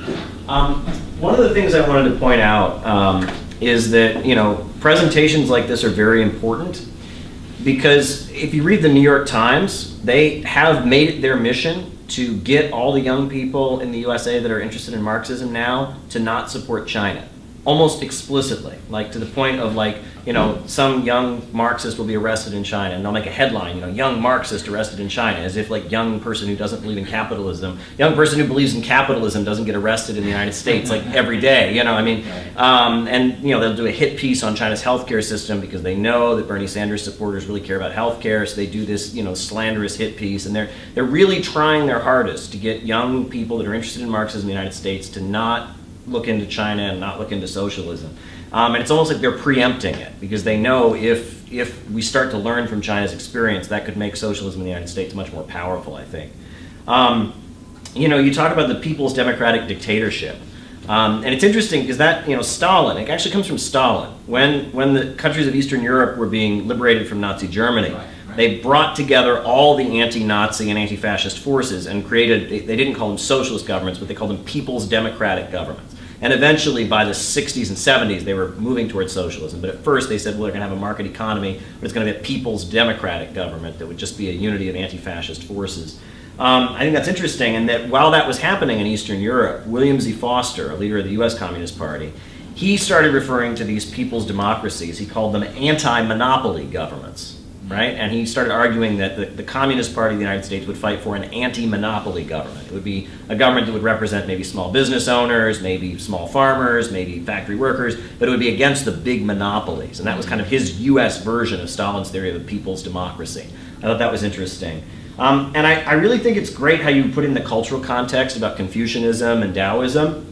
And that then forces me to raise the question that I continue to raise, and I get a lot of flack for raising, which is what aspects of U.S. culture could those who believe in socialism here cling on to in order to build socialism? And I see so many people in the USA who believe in socialism, they just want to declare independence from U.S. culture. They just want to hate U.S. culture. Yeah, and culture, these things are deeply ingrained in people, like entrepreneurialism and working hard to get ahead. This is really ingrained in the American people.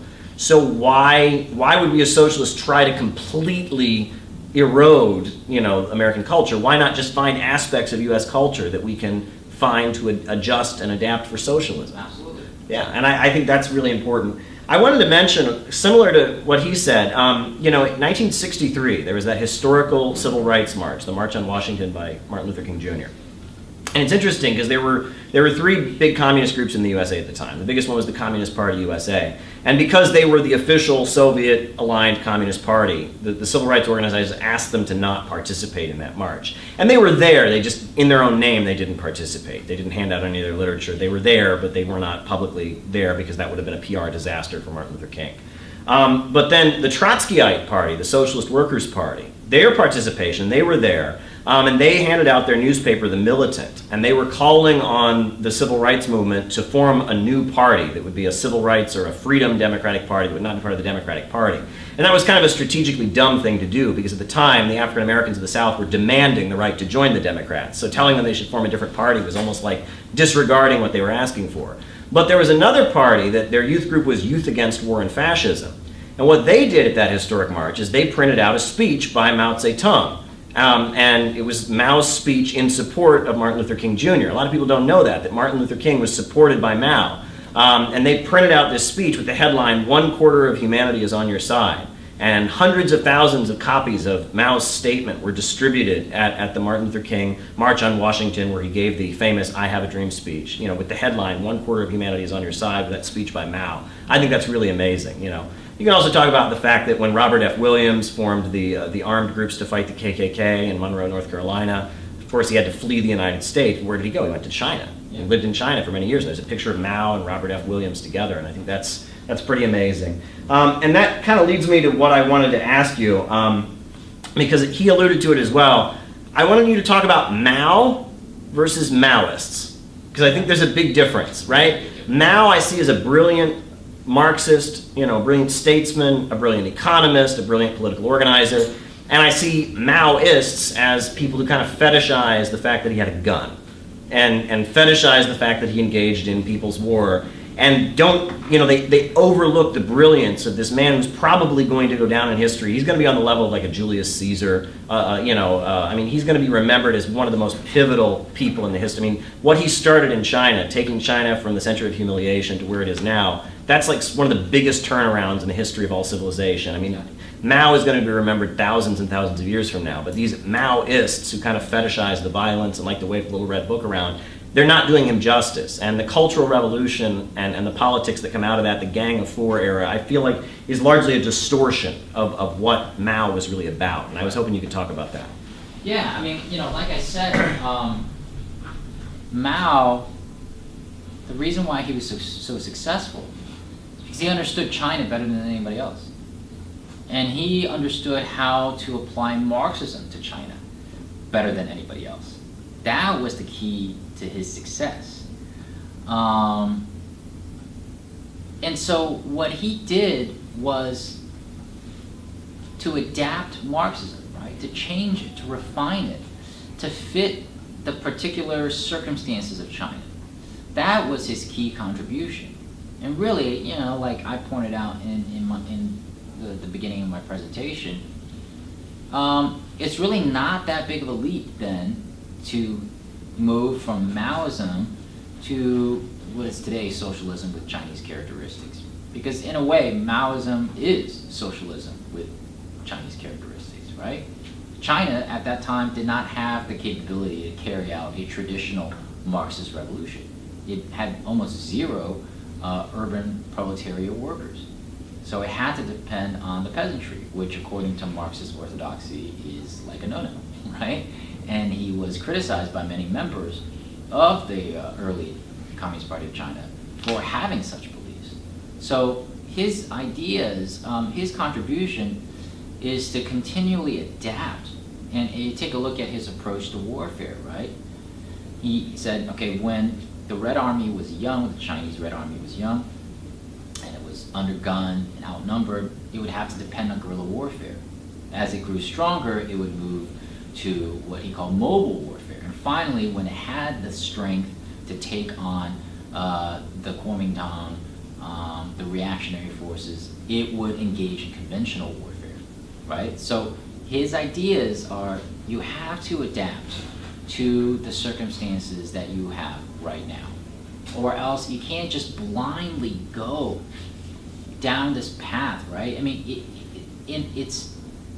you talked about idealism versus materialism, right? Mao is a materialist. Believed, hey, this is the condition, this is the material condition we have to deal with right now. So we have to craft our policies and our ideas to fit that condition in order for it to work. We can't just have some ideas in our head about some ideal, you know, society and then try to fit our policies to make that work. You gotta have your ideas work based on what you have in the real world, right? And I think, you know, a lot of Maoists, they idealize Mao, right? They idealize what he believed in like the final decades of his life, which are probably not the best decades of his life, especially the Cultural Revolution, which was hugely disruptive. And the Communist Party of China says as much these days. So, you know, to idealize that is to really not really understand what Mao stood for, right? If you go and read his selected works, you will understand, yeah, his primary concern was how to apply Marxism to Chinese circumstances and use Marxism as a tool to rejuvenate China, to save China from the degradations of capitalism, imperialism, colonialism, right? And in the end of the day, he was a nation builder.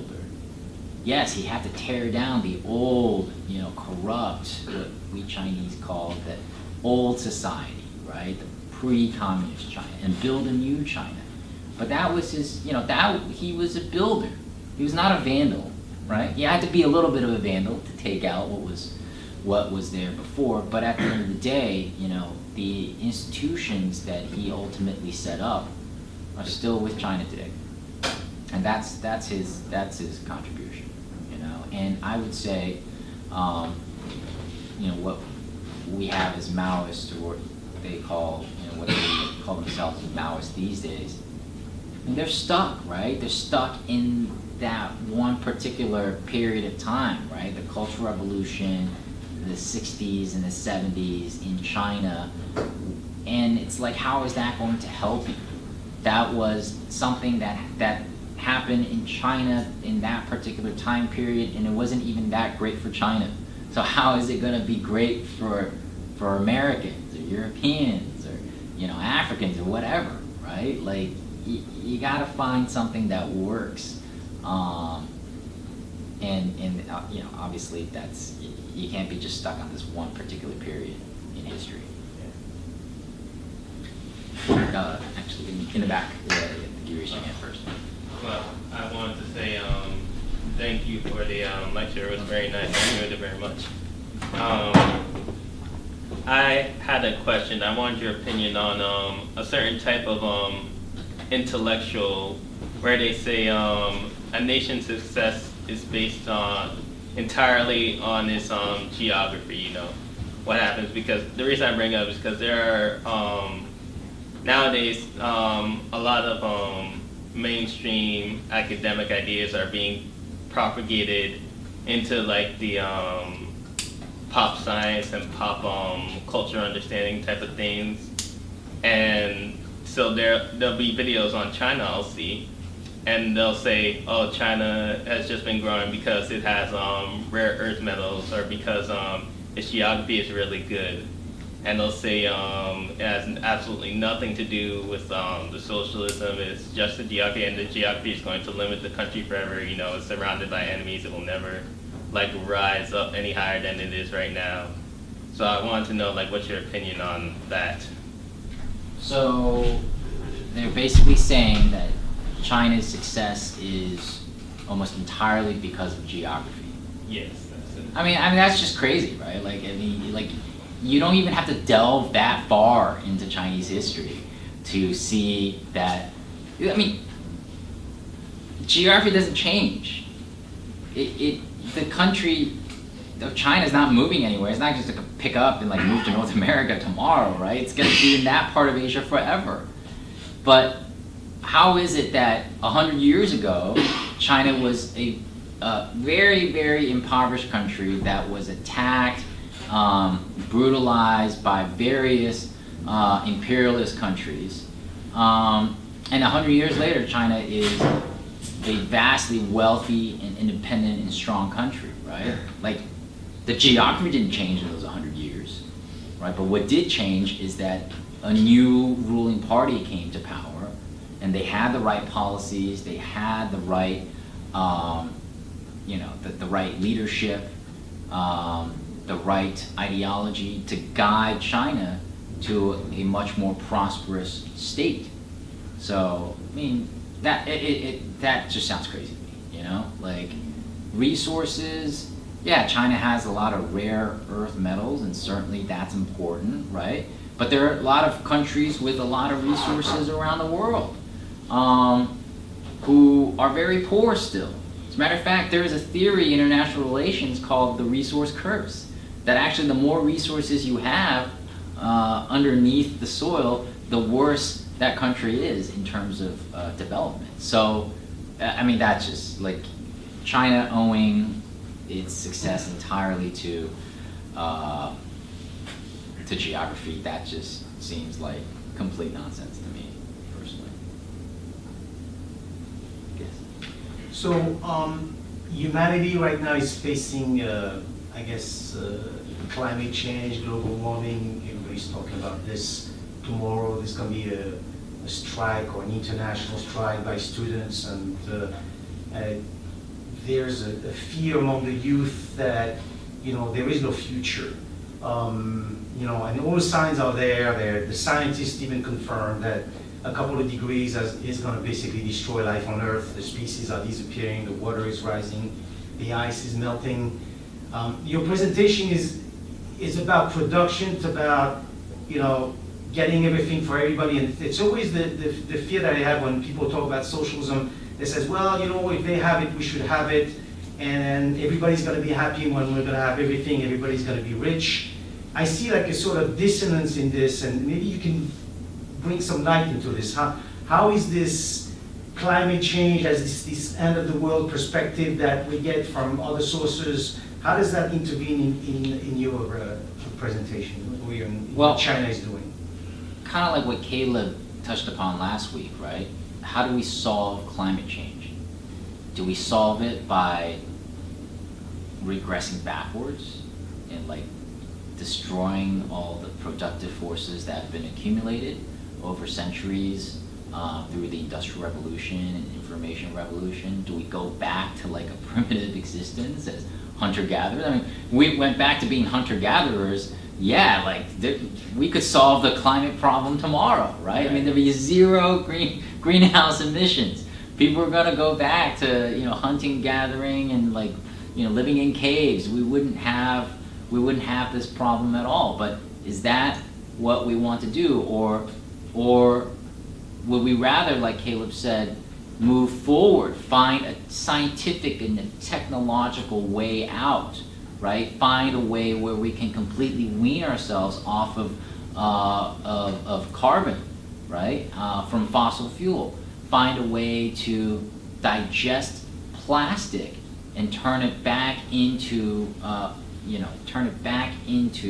compostable material, right? Are we gonna move forward and find scientific solutions, technological solutions for the problems that we have now, or are we gonna go back to a primitive existence, right? Those are the two choices we have to solve climate change, right? And some people in the West want us to go back. I don't think I want to go back. I don't think I want to be like hunting and gathering, I don't think I want to live in a pre-industrial society, right, where you got to have like 10 kids because 5 of them are going to die before they reach adulthood. I don't think anybody wants to live like that. I think we want to live in a world where we have an abundance of material wealth, but at the same time, find that material wealth does not come at the price of environmental degradation, right? And it's going to be challenging. It's going to be difficult, and I'm not saying it's going to be easy, but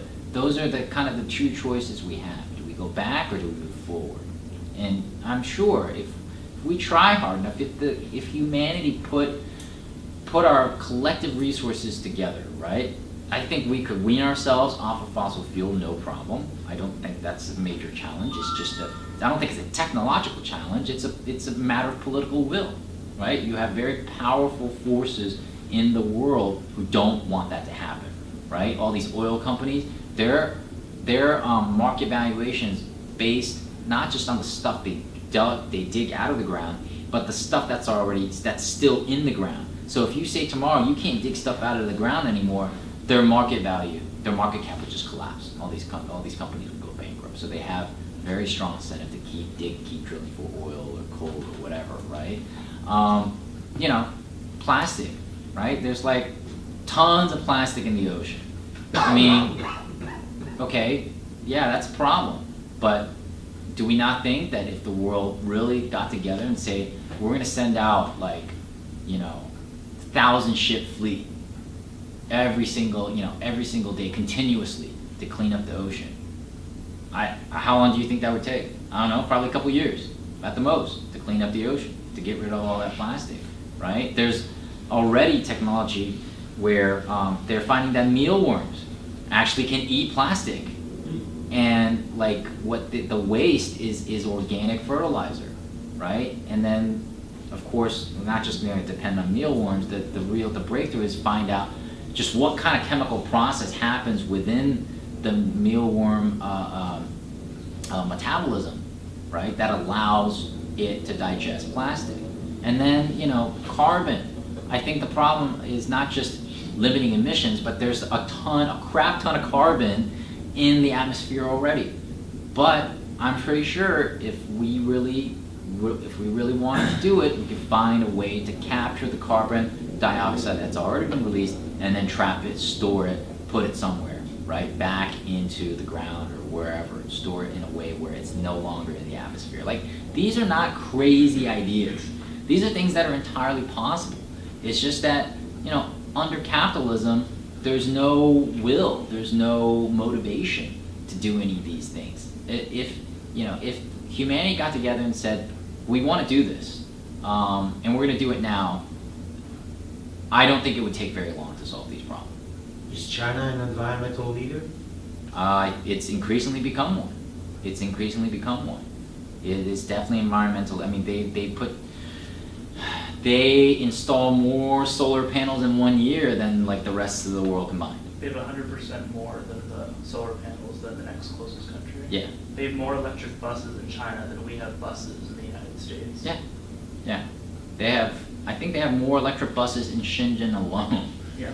than we have in the U.S. All buses in Shenzhen now But they are still electric. build coal plants Yeah, once a week, right? sure, absolutely.